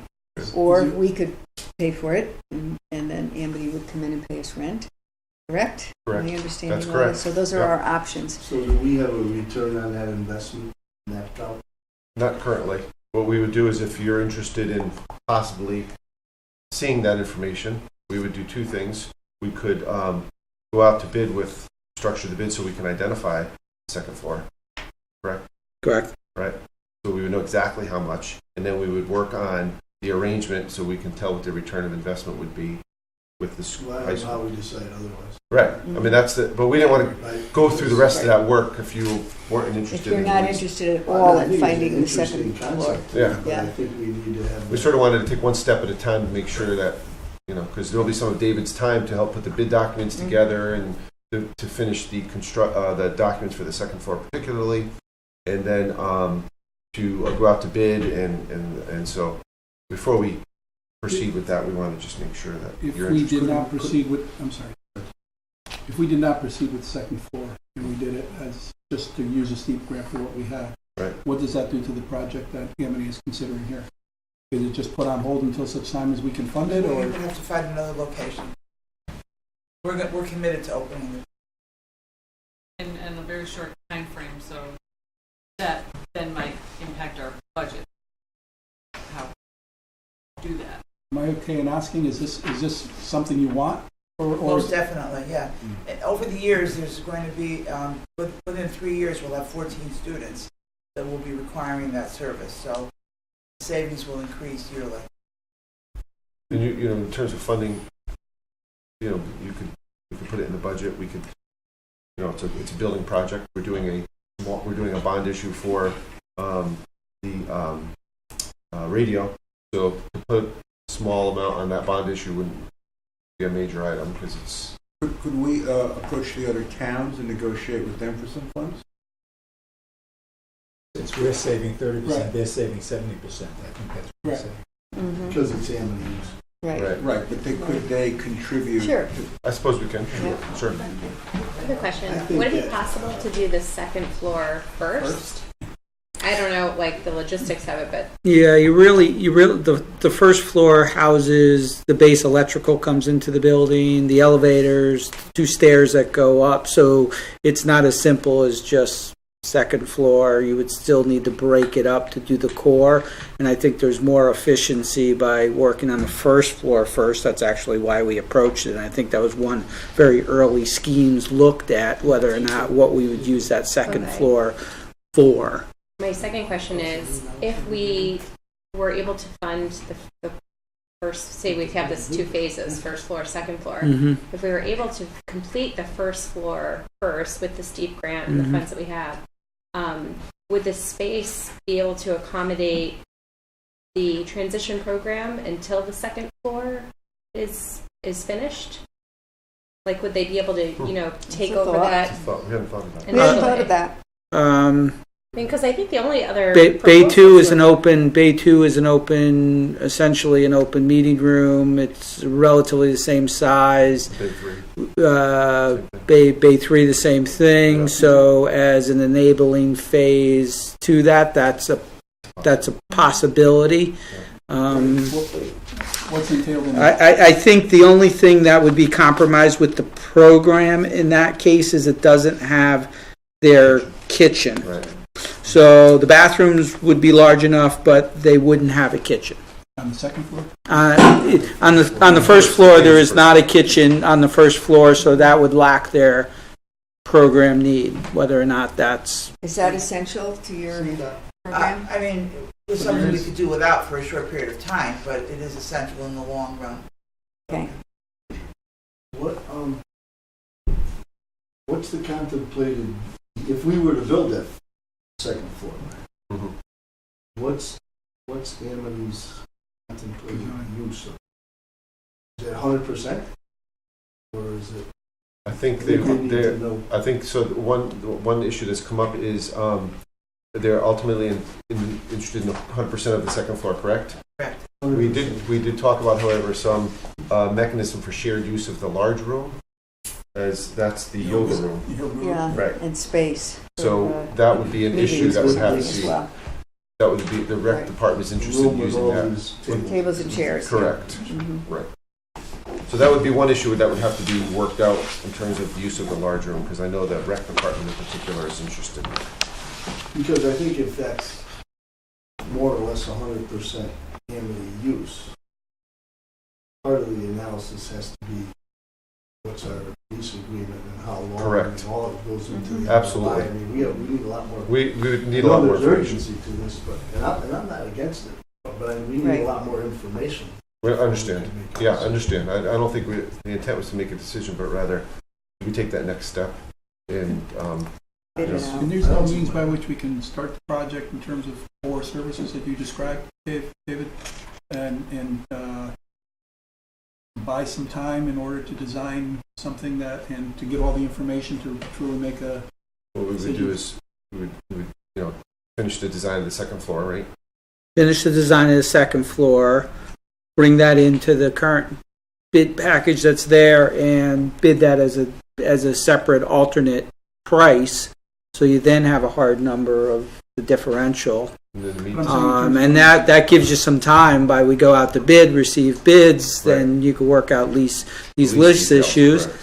And in terms of a phasing approach, the suggestion of maybe using that first floor, if the funding isn't relatively ready, that might be a possibility to use that. We're talking about $400,000. Right. I'm just throwing this out there. We have $400,000. Yeah, you could certainly use yeah. We have $400,000. You do. So if the business deal here with Amity is worthwhile, Mhm. we could use. You we could get certainly this do done, it. We could You use could. $400,000. Yes. So we need to know more about what the contemplation here is in terms of the use of Okay. our space. Yep. Forget if it's an Amity, if it was anybody else, right? Right. We could use our own money if the investment is solid for Certainly. us. It's a good business deal, then we can get this done. My thoughts. Seems to be a substantial We have the potential money. return. We do have, yeah. If they're willing to, if the deal is such that everybody is making out a little bit, we don't have to kill them, but if it's a good business deal, we can get it done. My thought. I would like to just point out that if you are doing this project, it's advantageous to do it together. You obviously can separate it, but there will be a premium down the line to bring a separate contractor on and do that in the future. There's escalation, so that 400,000 will grow slightly depending on when that second phase is. So I think it is advantageous to begin to package this now, price it now, and then you can make a decision when you have more clarity on the overall numbers. So if I'm hearing you correctly, we should probably move to the stage of sending this out as a full packet to bid.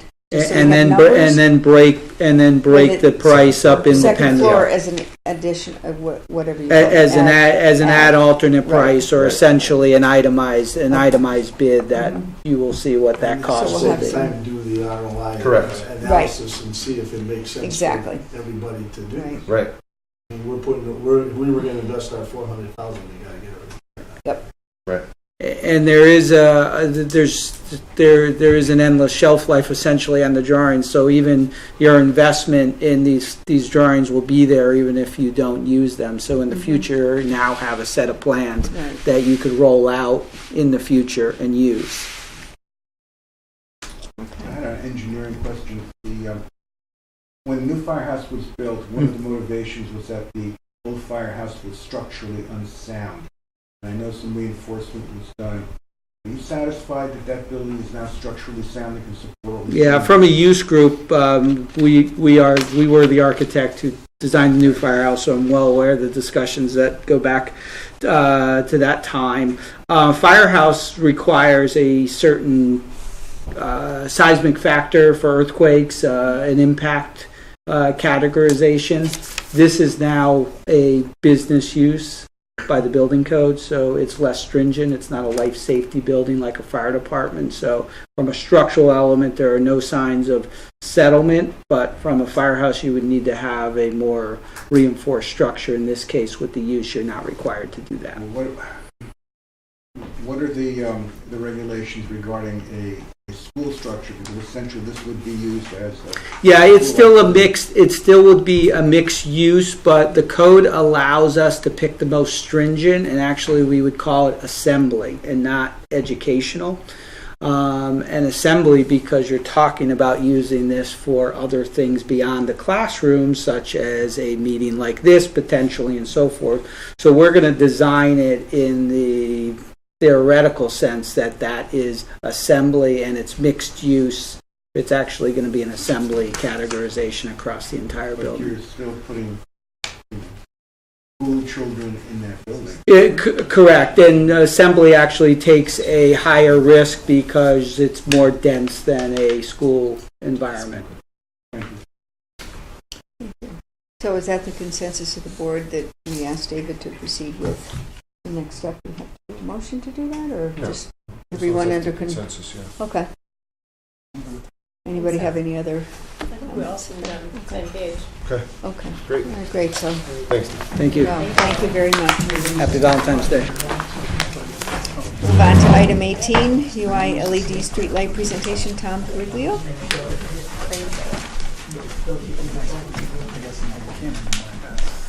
Not anymore.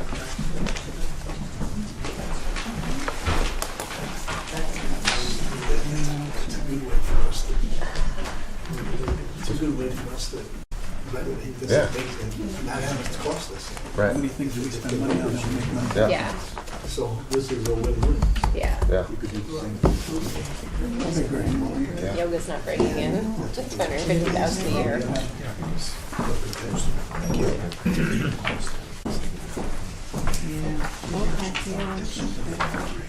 I guess.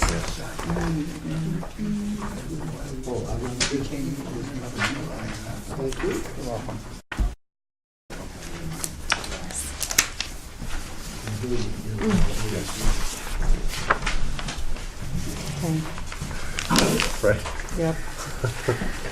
Well, good evening. My name's Tom Cariglio, and I'm from UI, and I'm account manager at UI. And I want to thank the board for inviting me here tonight to speak about LED street lighting. I also want to introduce Eric Roby. Eric is the manager of key accounts at UI. He replaces Terry Eller. Some of you might have known Terry. So in the future, when you guys get your storm notifications, they're coming from Eric. No more storms. That's what we're hoping for. So I'm just going to go right through the presentation. If you guys have any questions, feel free to stop me at any time. So, so I'm going to start off with giving you a little history about the program. UI began the street lighting retrofit program in 2015, and since 2015, UI has converted high pressure sodium to LED street lights in Bridgeport, Stratford, North Haven, East Haven, Orange, Woodmount, Shelton, Ansonia, and Derby. We're currently converting the street lights in West Haven to LED technology, and North Branford and Milford right now are in the queue. West Haven, we're expecting it to be completed by early March, and looks like Milford will be next. To date, UI has converted more than 28,500 street lights to LEDs. So UI offers two types of LED street lights, a 3,000 Kelvin and a 4,000 Kelvin street light. 3,000 Kelvin LEDs have a warmer correlated color temperature, or CCT, which places them toward the yellow color spectrum. It's a softer color light. The 4,000 Kelvin LEDs have a cooler CCT, which places them more toward the blue color spectrum on the color chart, and we're going to take a look at that in a minute. Both 3,000 and 4,000 K LEDs can be viewed at UI's Milvon substation. It's where we piloted the lights. It's located in Milford. Fortunately for you guys, since then, we installed 3,000 K streetlights in West Haven. Orange has 4,000 K streetlights, so you guys can view them on your own if you'd like. Or we can set up a time where you can go to Milford and we can have you view them right there. Yes. I'm sorry, look ahead, but what, like currently, you were going to put a number on the current bulb from a perspective standpoint, what are they now? A number? Like, for example, you're saying these are 3,000 or 4,000. Right, Kelvin. Bulbs with the non-LED. Oh, if we had to put a number on it now, yes. Kelvin, the high pressure sodiums that are out in the field, correct, there'll probably be somewhere between 2,000 and 2,300 Kelvin. Yeah, very at the orange end of the spectrum. So, if you turn to the next page, you can see the color chart right here that we'll get into. So, just to define what correlated color temperature is, it's the color temperature defines the color appearance of a white LED.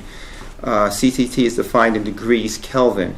A warm light is around 2,700 Kelvin, moving to a neutral white at around 4,000 Kelvin, and to a cool white at 5,000 Kelvin.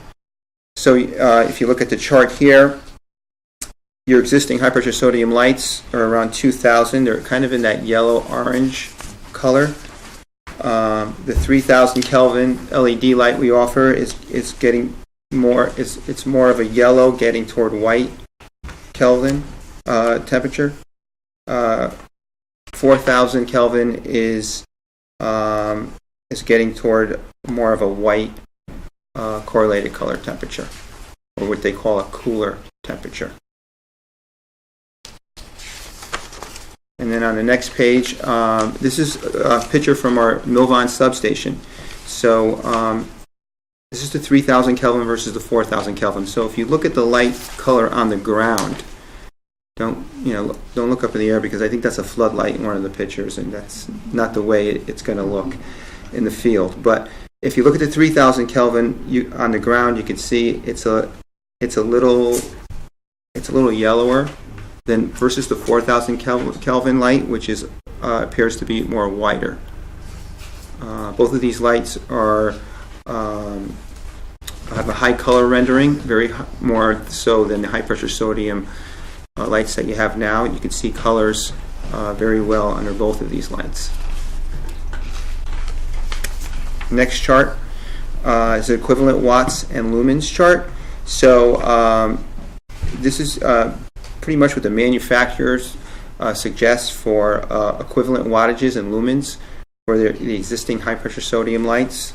For example, a 50 watt high pressure sodium is 4,000 lumens, and the equivalent wattage in lumens for that would be a 20 watt LED with 2,066 lumens.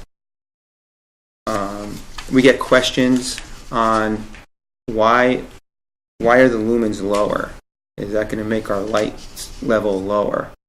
And the answer is no, because LED technology, it puts the same amount of light on the ground, which is measured in foot candles, as the high pressure sodium technology. Or the reason for this is high pressure sodium lights are a bulb, and bulbs throw light all around. They throw light up, sideways. There's a lot of lumen loss. There's lumen loss in the head itself.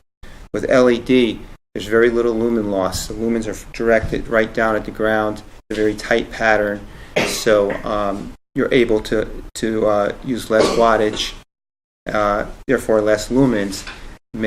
That's really what makes LED more efficient. And then you can see, you go down the chart, you can see right down the chart, all these high pressure sodium lights will be reduced to a lower wattage. So 90 watt LED would be the equivalent in terms of ground light to the 250. Correct. And then some advantages of LED, they're up to 60% more efficient. They have a longer lifespan. They last 3 times longer than traditional high-pressure sodium streetlights. You have reduced carbon emissions, and as I mentioned before, significantly higher color rendering than the high-pressure sodium streetlights. Wider light allows better vision at lower light levels. LED streetlights have a hard cutoff. There's absolutely no uplight. The backlight is only about 18 feet. So that reduces light spilling or light trespass onto other properties. It's a more consistent distribution of lights, resulting in fewer dark spots, and there's no warm-up time required with with LED lights. If you notice high pressure sodium, when they first go on, they take a little while to warm up. LEDs are like an instant on. Then we have the LED streetlight analysis here. So on the left-hand side of the chart, Woodbridge currently has 233 streetlights. The total annual cost per year on these streetlights is $50,611.73. Converting over to the LED, your total cost would go to $32,959.33, and the annual savings would be $17,652.40. And any questions? As far as the color temperature, the 3,000 Kelvin versus the 4,000 Kelvin, it's my understanding that it's easier for people with cataracts to see at night with the warmer color temperature. Is that your understanding as well? I have not heard that, no. No. I heard that, one thing I did hear was that the wider light, it's the accepted roadway light for many utility companies because of its color rendering and sharp color, and that it's even easier to see for people who are older because of the color rendering of the lights rather than a yellower light. But there's a lot of articles about the LEDs out there. There's 4,000 Ks, that. So as far as your cataract comment, if that's out there, I can imagine it wouldn't surprise me. Have any of the communities had a mix of both, or is it usually just one or the other? For example, For the most part, it's been one or the other. Yeah, so far it's been one or the other. Yeah, I believe Milford is going to be the first town that's going to have both. Yeah. Anybody have any other questions for Tom? Is there anything that? Oh, okay. Is there anything that, from your experience and having done it with these other communities, that you recommend? Is there any recommendation that UI makes, or? Well, we, as far as the wattages go, we recommend to the recommended wattages that are in the tariff that are from the manufacturer. I'm saying the 3 versus the 4 in terms of the different communities. We don't have any recommendation. It's really at the town's discretion for that. So some towns wanted the 4,000s. You know, they like the whiter light. Some towns, West Haven wanted the 3,000s. Or all these towns have their own reasons why they choose one over the other. So. Tom, if I can, I think Sure. our recommendation would be to either visit our site that has the lights set up side by side, and or to visit some of these other towns to make your recommendations. Probably the best advice we can get. Right. So how does this all happen? Well, the town would have to sign an agreement to have it done. The LED streetlight agreement. We have that in our packet. I've already passed that on. You don't have that either? No, I think I do. You should have it. Okay. I didn't read the whole thing. Yeah, Jerry did. Jerry went over it. Yep. Right. I read And, nothing else. I don't read it. Right. And So then as far as deciding the 3,000 versus 4,000 Right. as well. And I was thinking more in terms of, is there a cost? I see a savings. There's no cost. no cost to the town. Oh, there's no cost. No cost, sorry, that should have been mentioned Oh, right in the yes. beginning. So that's a good thing. Yup. So I guess we should decide whether or not we want to So go we get forward. potentially better light, longer lasting light, Mhm. and the annual cost savings for no upfront investment. Mhm. Right. Mhm. Exactly. Right. Right. What do we say? That's kind of, So- you can't, that was kind of where I was with this agreement, but I wanted, him to come and talk about it with us as a group. Right. When do we have to decide about the 3,000 versus 4,000?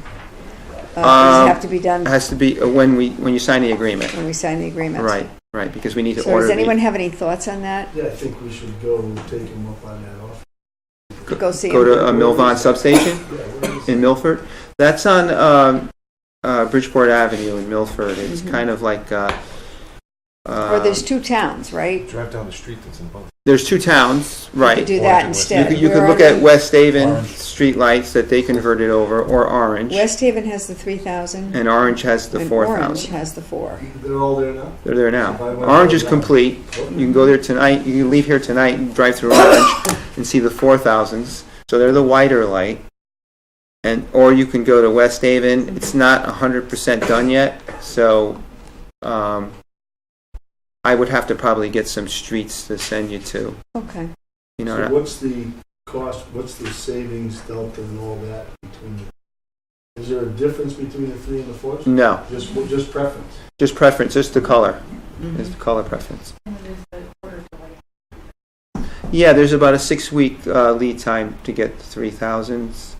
But now there's probably almost the same to get the 4,000s because we had 4,000 stockpiled up, but they're pretty much all gone now.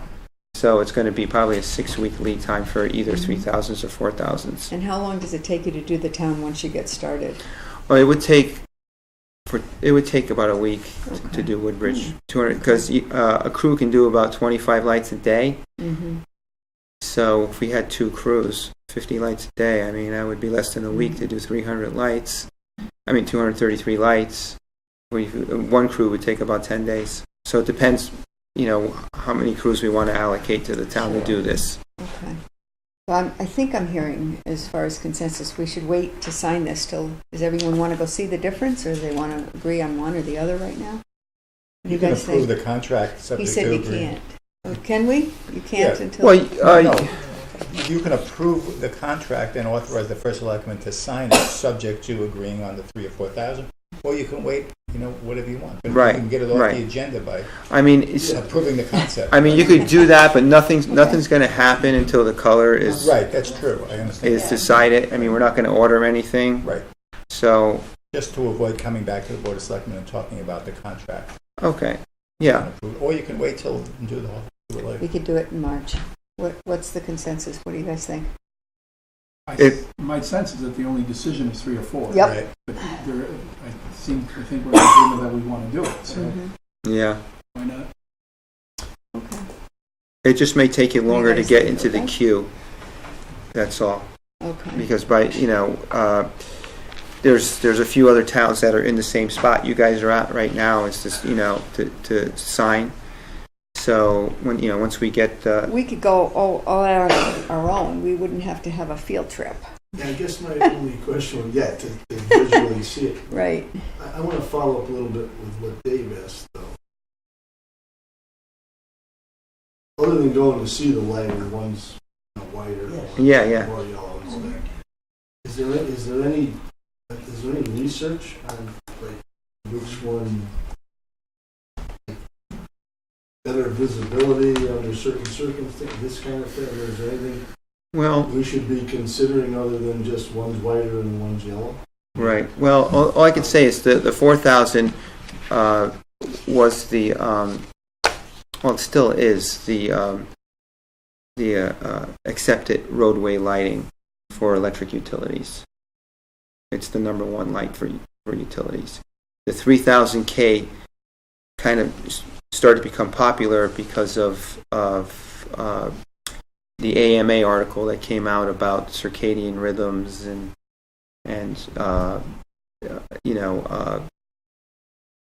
bothering animals at night. Animals can't sleep at night or whatever. Nocturnal. That kind of thing. It bothers. So there's information. My question is: are there other things other than one's whiter or one's yellow? Are there other variables in data we should be looking at? I have the AMA report here, and the official policy statement is that street lighting should not be higher than 3,000 Kelvin color temperature. Mm-hmm. Right. For what it's worth, I talked to Terry Gilbertson, and were you there when he said it? Or somebody was there, and he recommended it 3,000. I don't know what basis he said it, but he just said it's a good idea to do, but he'd recommend 3,000. Right. And I mean, the information is out there. I gave the town the information as well. You can read it over. Did he say why he recommended? He did. I didn't pursue it. He just said yes. Right. Is it a brightness issue? Is it an effect on wildlife? I think it's a wildlife/human issue. Why? And it all came out of that AMA article. Since then, there's been literature out there that questions some of the information in the AMA article, and you can look at that too and just make your own decisions.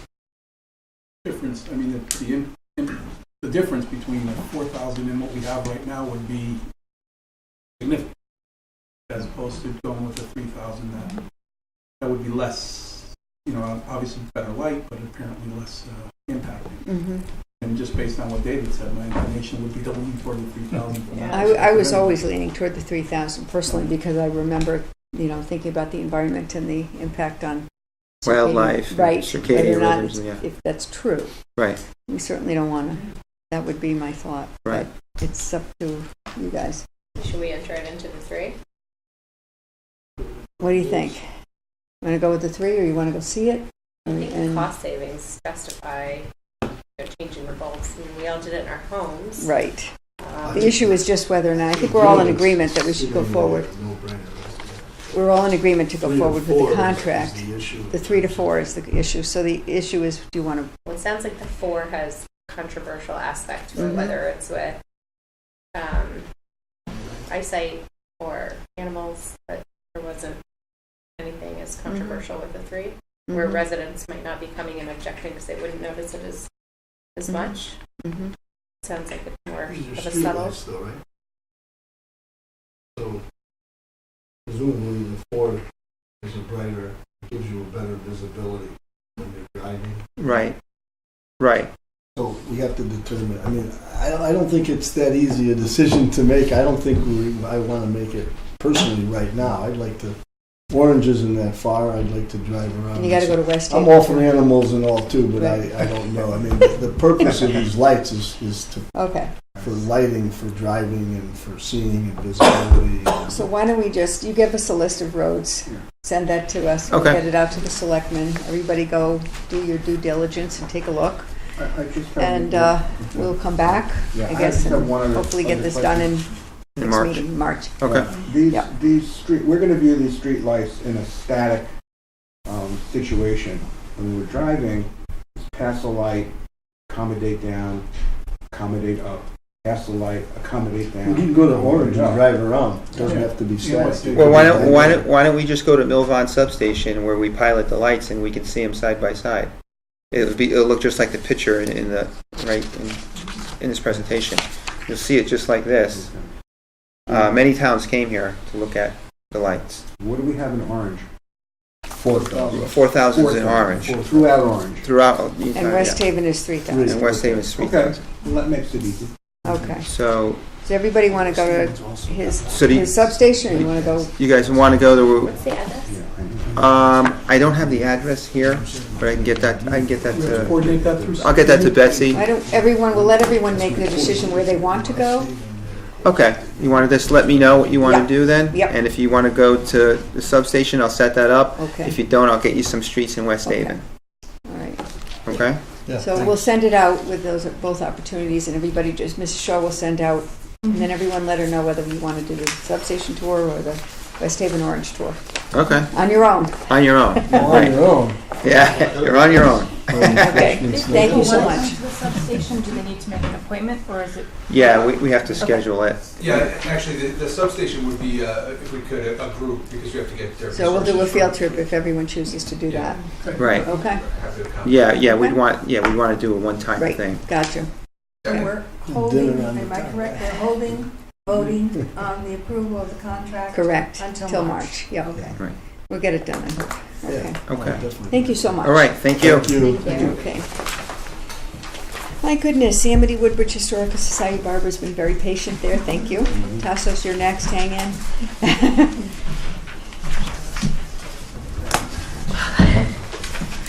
Barbara Baldwin, Amity and Woodbridge Historical Society Treasurer.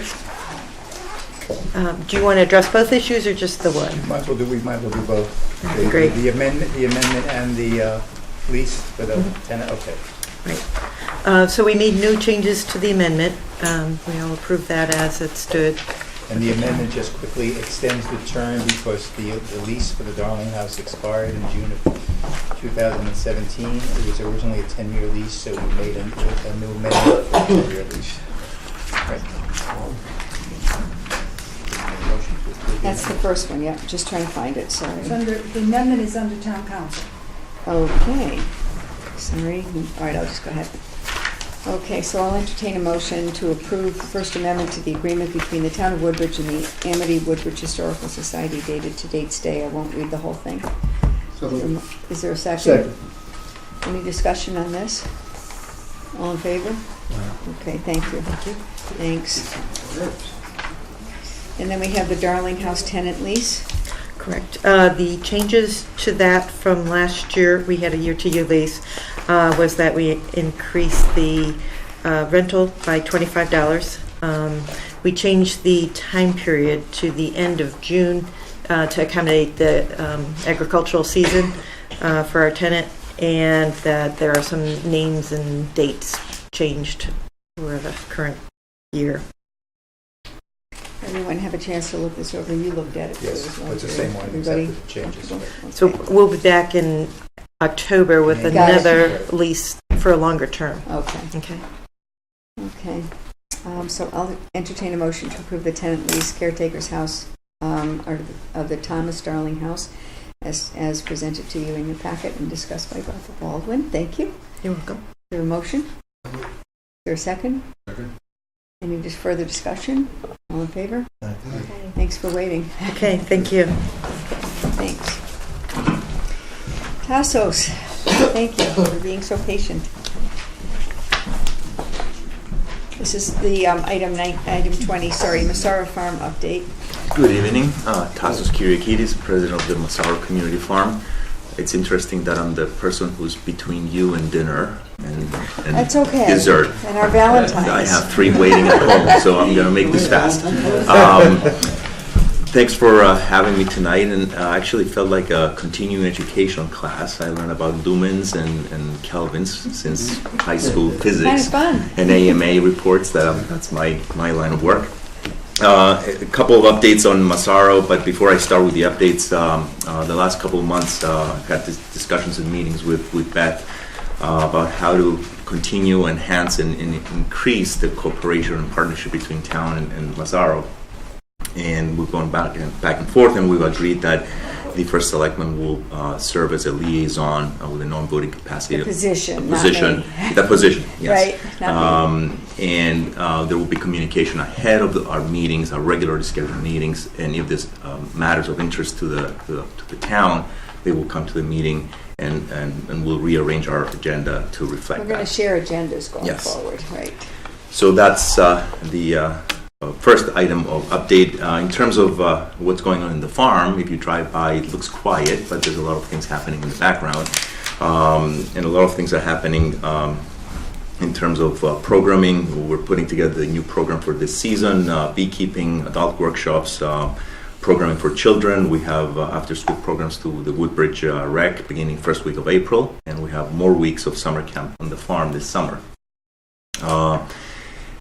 And I'm just going to put out a call for anyone interested, or you know of anybody interested to help behind the scenes, or either serve on committees or help us. Feel free to refer them or yourselves.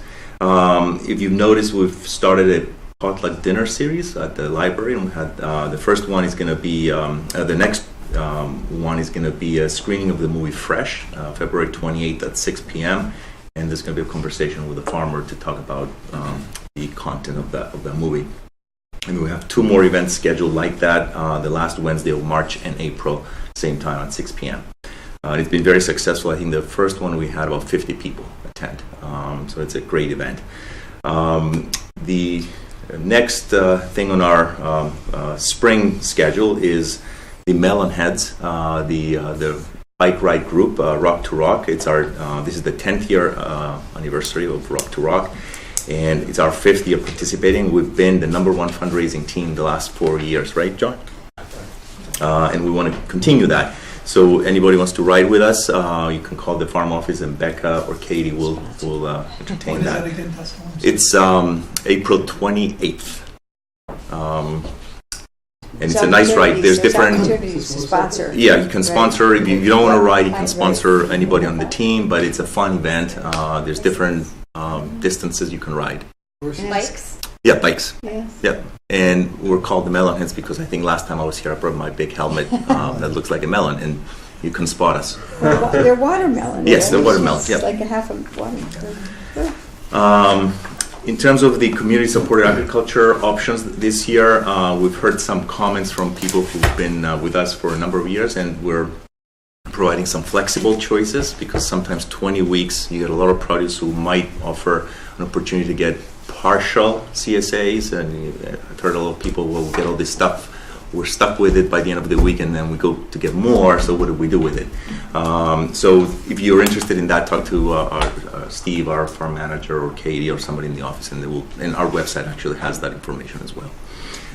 And the sign-up date, the national CSA date is February 23rd. It's coming up. Everybody's trying to rally and sign up on that date. With Beecher Road School, we've started talking with them and Jane Rohde to explore ways to work together to bring some of our produce in the cafeteria. And as a father of 3 kids who've gone through the school system, it's one of my pet peeves that my kids have not seen Massaro produce in the cafeteria in the town that they live in. So we're going to try to do something to that extent. And last but not least, we are hiring several farm and administrative positions in addition to the interns we have from high school and the other people who come through. We're recruiting a new food corp member this year. And we have a deadline March 15th. If you know of anybody who's interested in those positions, please let them go to a website or can talk to any of us. that's my quick update. I hope I condensed a lot in 3-4 minutes, which is usual for me. Thank you. It's I could okay. go. So, Anybody any have questions? Questions? Thank you so much. Thanks for waiting. Okay. Happy Valentine's Happy Day. Valentine's. To you too. Thank you. Okay, thank you. Now I think we go back to item 8. Is that where we left off? Yes. Okay, Assistant Administrative Officers Report. Betsy. No, okay, I'll be loud. Ruh-roh. So I administer the town's safety committee, and I thought you all might be interested to know that soon they'll be taking on the responsibility of wellness. So we'll have a wellness and safety committee here in town. And the timing is really great because the Human Services staff today announced at our Wear Red for Women Day that the town staff will be invited to participate in a program to check their blood pressure. And this is really important because the definition of hypertension has recently been lowered from 140 to 130. So there are a lot of people who have high blood pressure, and they didn't realize that they have high blood pressure. So we'll be encouraging staff members to check their blood pressure, and I will also be scheduling workshops, free training for people about things like heart health, nutrition, physical exercise, so they'll know whether or not they have high blood pressure, and then they'll be receiving information about how to take care of it if they do fall into that category. So we'll be working on keeping our staff healthy. Also working with the police chief to practice using our reverse 911 phone system. And there's 2 pieces to this system. I use it relatively a lot internally to let people know if the town has to close because of a snow emergency or another problem like that. But we don't use it very frequently, luckily, to communicate with all residents. And we're going to start practicing that now on a more regular basis.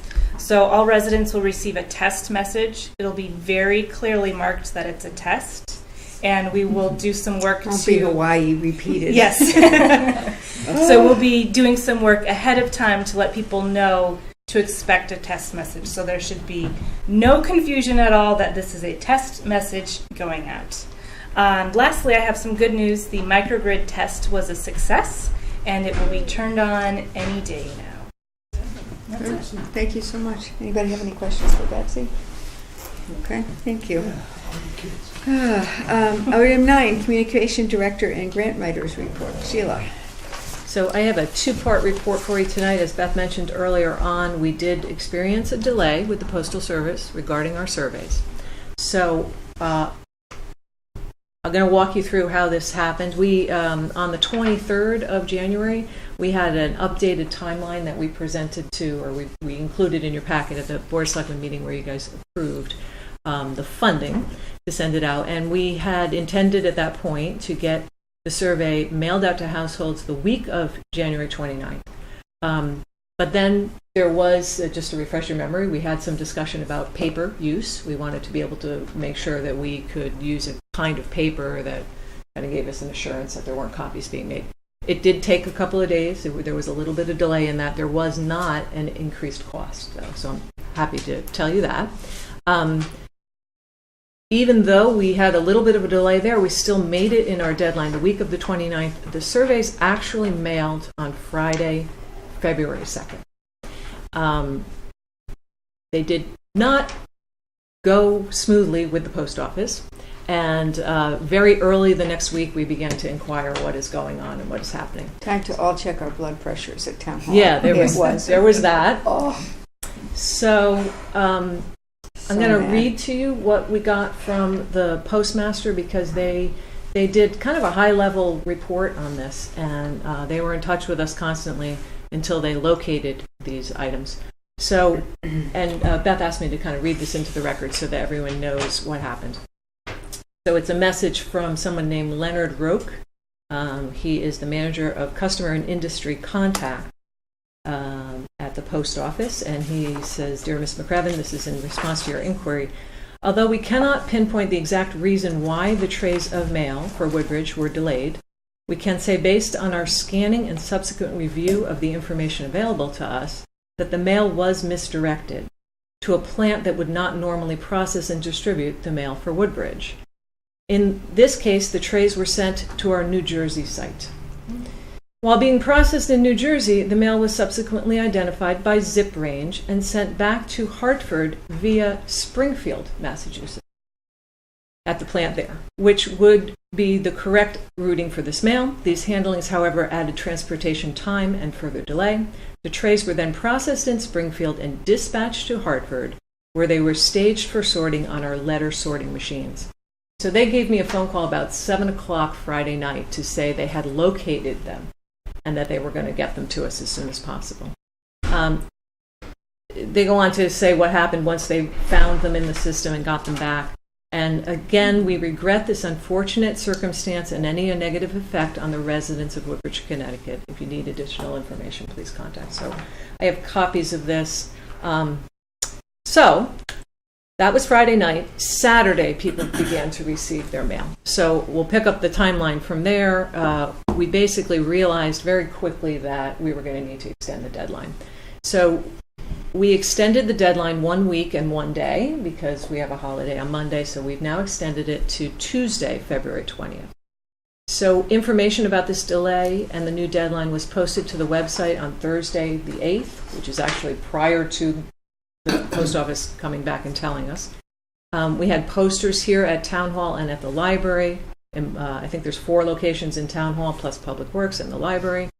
We posted to Facebook. We emailed to 2 lists that we maintain here in town. So we have a MailChimp list, and we also have the Notify Me from the website. So anyone who signed up for notifications received emails. There is now a banner at the top of our website. It kind of flashes at you to say that there was a delay and that the deadline has been extended. And in addition, I have an outgoing message on the phone number that was listed on the survey to field any questions anyone might have. We have an outgoing message that apologizes, explains what happened, and asks people to really help us get this word out, because we recognize that this is, if you received it in the mail and you saw it was due, if you didn't make the phone call to find out what was going on, or you didn't visit the website, or you didn't happen to be on our email list, we want everyone to try to help us get the word out as well. So I think we're going to need to, word of mouth is going to increase. We're going to ask our boards and commission members to forward on or speak at their upcoming board meetings next week to urge people. I can tell you that we have had some response already. We've got about 100 that have come in person walk-ins in the last few days. And in addition, there are 238 that the post office is telling us they're on our way to us. We mailed out 3,234. So if we've got, about 300 something, yeah, we're close to 10%. Remember that Rick Bordeaux was, the statistician wanted 25% return. So we've got 10% return already. And we still have many more days. And I think what happened is everyone who received on Saturday and immediately put it in the mail, they're part of that 238, but I would imagine there'll continue to be some coming through the mail as well as walk. So anything anyone can do, the Board of Selectmen, to help get the word out. Is there any value in using those notice boards that we put out for, like, the Little League and different things like that? This is why I come to the Board of Selectmen for your thinking. That is a great idea. The key spots, just to survey extended to. That's a great idea. Everybody think we should do that? Yeah. It's a great idea. Yep. Sandwich boards. Are they going to have any money for that? Excellent. We're double your salary. Yeah, right. Just double my wife's. And we're actually able to do that at no cost, because we can make these. Right. So the new date is the 20th? Right, week from yesterday. And is that received in-house on the 20th? Yeah. Postmarked as well, but people who drop them off, boxes will close at 4:30, 5 o'clock on Tuesday, and then... So the only reason I ask is because it doesn't say that. It says return by February 12th. That's because that's the thing that got mailed out. No, but I mean, that could be the 20th, but it says return, but it's postmarked. Oh, okay, I understand. I just want people to understand. Yeah, I think postmarked by the 20th as well. Absolutely. That's fine. That'll give us an additional shot. I'm not trying to limit it. Did you find the mark? No, I couldn't find it. How do you We find holding it? it up? You gotta hold it up to a bright light. Classic something. That's the mark. I guess so. I just think that's the name of the station. Might be. You can go get this station there. It's like part of this Right. Anyway. So, Okay. right, so that is the update on And on Joe that had a great information. suggestion. Thank you. We'll get that done. Yeah, any additional? ASAP. Anything else you think of, call, Getting the call, word call. out. All right, and Okay. so the other part of my report is about grants. We did, as Beth mentioned, the Weiderhole grant has been submitted. We're on to other opportunities now, including human services, and now with the Sustainable CT Challenge that we're going to take place in. I will tell you that install efficient streetlights is one of the things we can get credit for. So we're going to look carefully at the details of that and make sure whatever you're doing is going to comply. We'll be able to get some points. And then the library grant that David just mentioned, I got it on my list already. And then lastly, also mentioned was the Coopop meeting that's coming up next week. And I will be there to kind of show off some of the new features of our website, or the new, information. We are really urging people to sign up for notifications at our website, and you'll continue to hear us doing that. Lots of folks who came in and said they weren't aware of the deadline. We said, please sign up for email. We'll keep you in the loop. So we want to do that. And then we'll also highlight some more sustainable CT initiatives as we go forward. So that's it. Great. That's my report. Thank you. Thank you. Okay. I guess item 10B for the Old South School agreement is off at this point. The Historical Society told us they were not ready to sign it, and they had to go over it a little bit more. So that's all. So Okay, that takes great. care of my report. Thank you, Jerry. Moving on to item 11, town clerk's reports. I'll entertain a motion to approve the two reports that are just in your packet. Second. Second. Any questions? All in Nope. favor? Aye. Thank you. Hopefully we can zoom along here now, sorry. We have in your packet two resignations, as Mika mentioned. Kate Brown and also Evan Tracton from Economic Development Commission. They're getting busy, and Economic Development Commission's getting busy, so anyway, we accept both those resignations with regret. Do they get letters? I send them letters. Great, yeah. okay, with regret, so, thank you so much. We have, wait a minute, let's do this one first. Related to appointments, moving on. Item A, 13A is Board of Assessment Appeals to June 30th, 2019. You have in your packet, actually, a resume from Jeff Ginsburg. Are there any nominations for that appointment? There is a nomination, Jeffrey Ginsburg. I'll second that now. Okay, yeah, thanks. Okay. Yikes. Okay, good. Anybody have any questions? All in favor? Aye. Thank you. Now, as far as economic development, is there any nominations for replacement of Kate Brown? I'd like to nominate Kenneth Campbell. Second. His CV's in your packet. Hopefully, are there any other nominations at this point for that one? Okay. All in favor of? Actually, we need a second for Ken Campbell. Joe did. I'm sorry, I didn't hear you. Okay, thank you. All in favor of Ken Campbell for Economic Development Commission? Thank you. And we're working on replacement for Evan Tracton. We don't have one yet. So moving on. Thank you. Minutes of January 10th, 2018, our regular meeting. I'll make a motion that we approve them. Is there a second? I think there's one. Wait, we need a second. Hold on, calm down. Okay. Okay, David. I think there's one correction. The Coopop meeting there was no Coopop. Where is it? Which page? Sorry. I don't know, I'm looking. Oh. It was in my liaison report. He said he thinks he doesn't. Anyway, no, I'm pretty sure. I'm 90% sure. The Coopop meeting That's was scary. not held in December. Page 5. Page 5. Okay. The Coopop meeting was not held in December, but I don't think it was not held because of weather. I think it was just not scheduled because people were going to be away for the holidays, some such thing. But it's a small item. Okay, I'll just change that saying it was. I would just cross out. Why don't we just say canceled? The reason it was. Yeah, it was Canceled. It didn't happen. Fine. Yeah. Okay. Any other corrections? We have a motion and a second. All in favor? Aye. Thank you. Country Club Board of Selectmen special meeting dated January 23rd, 2018. The Country Club of Woodbridge opinion survey. I'll make a motion that we approve the minutes. Is there a second? Second. Okay, I'll let you guys duke it out. Who got that one? Take it. No. Okay. Any additions, corrections? All in favor? Aye. Thank you. And now we move on to item 15, the farmland lease. I have some remarks. I'll be really brief because I know everybody wants to get out to their Valentines. I'd just like to note that we've followed an age-old process for leasing of the town-owned fields.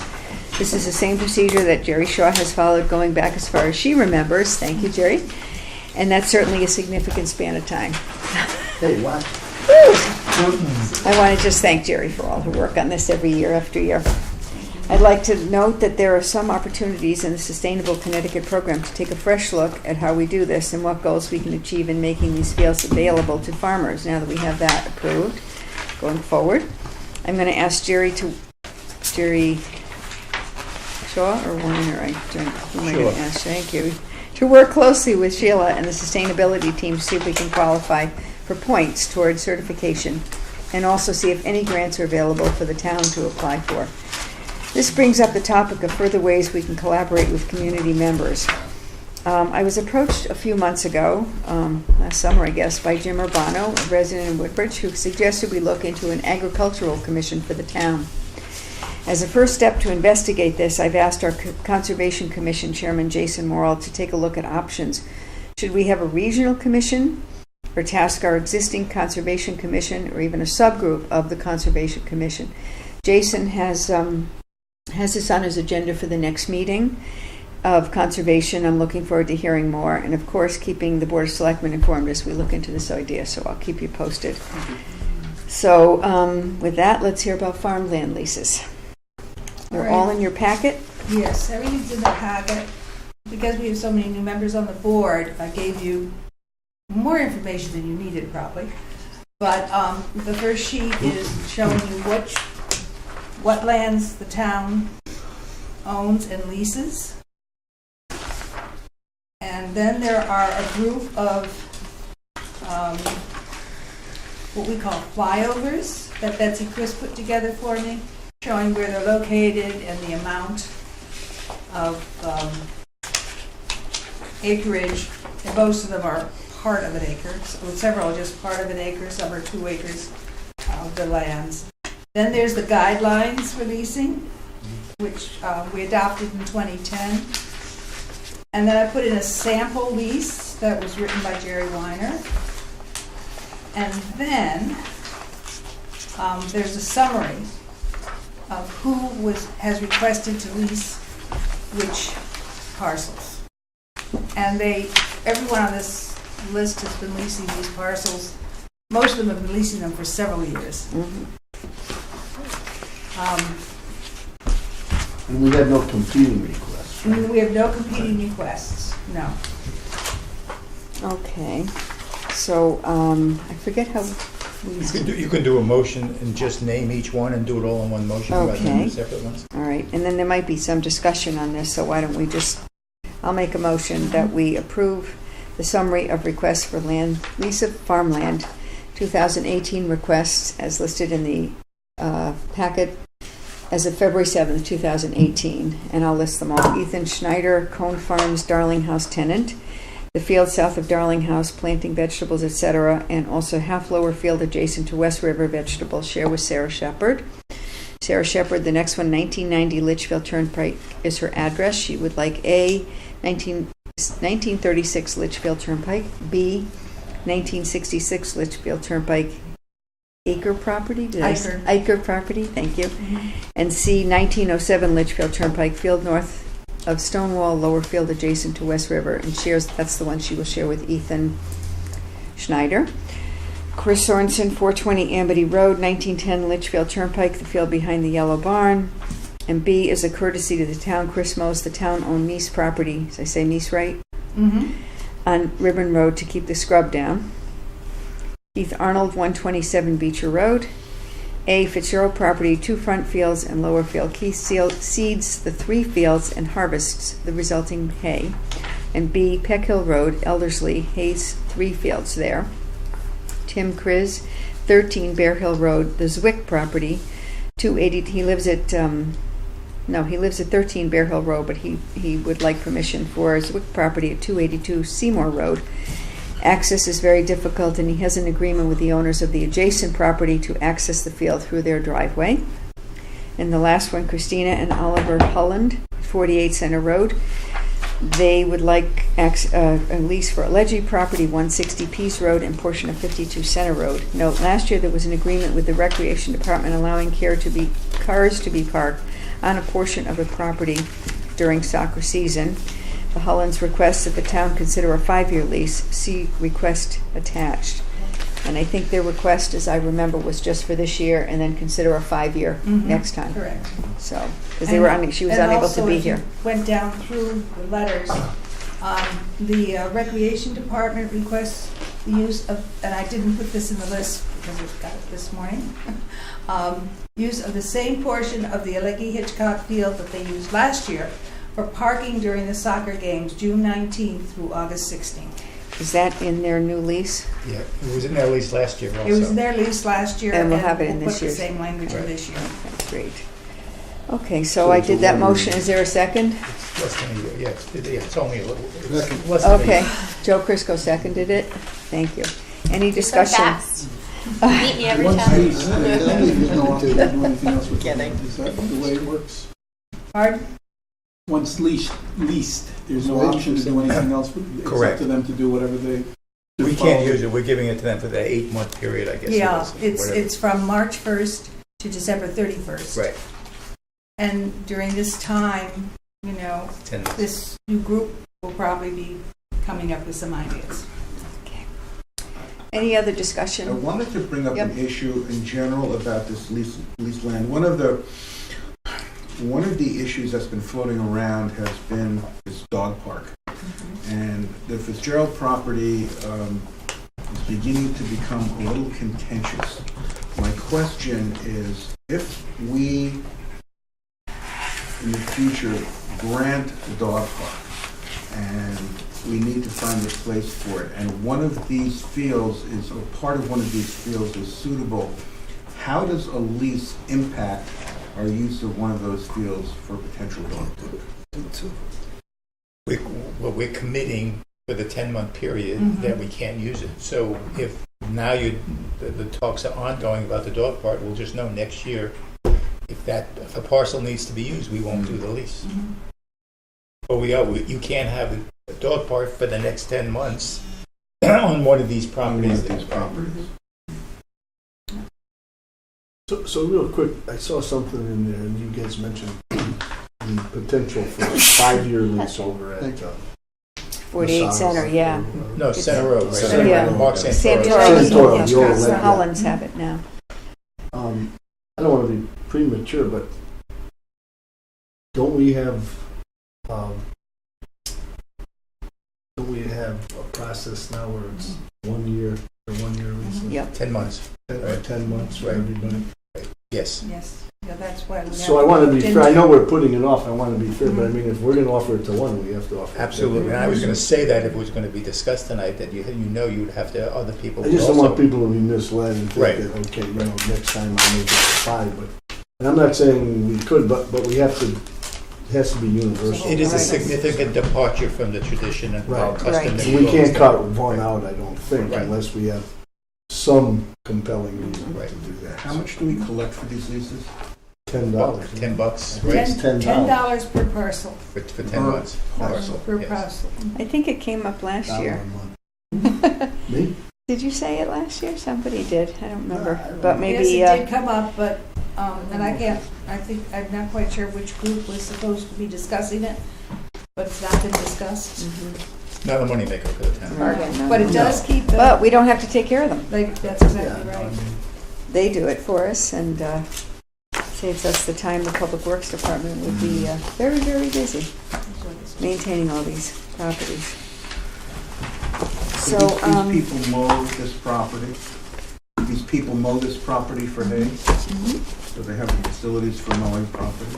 Well, some of them Well, use it for some's hay, but CSAs. some of it's Some not. of our fruit and Yeah, vegetables. it's not all hay, some of it's corn. Yeah, for example, Ethan Schneider, the field south of Darlinghouse is planting vegetables, Right, etc. right, And I right. think he has a, The majority of these are hay fields. correct, it looks that way, yep.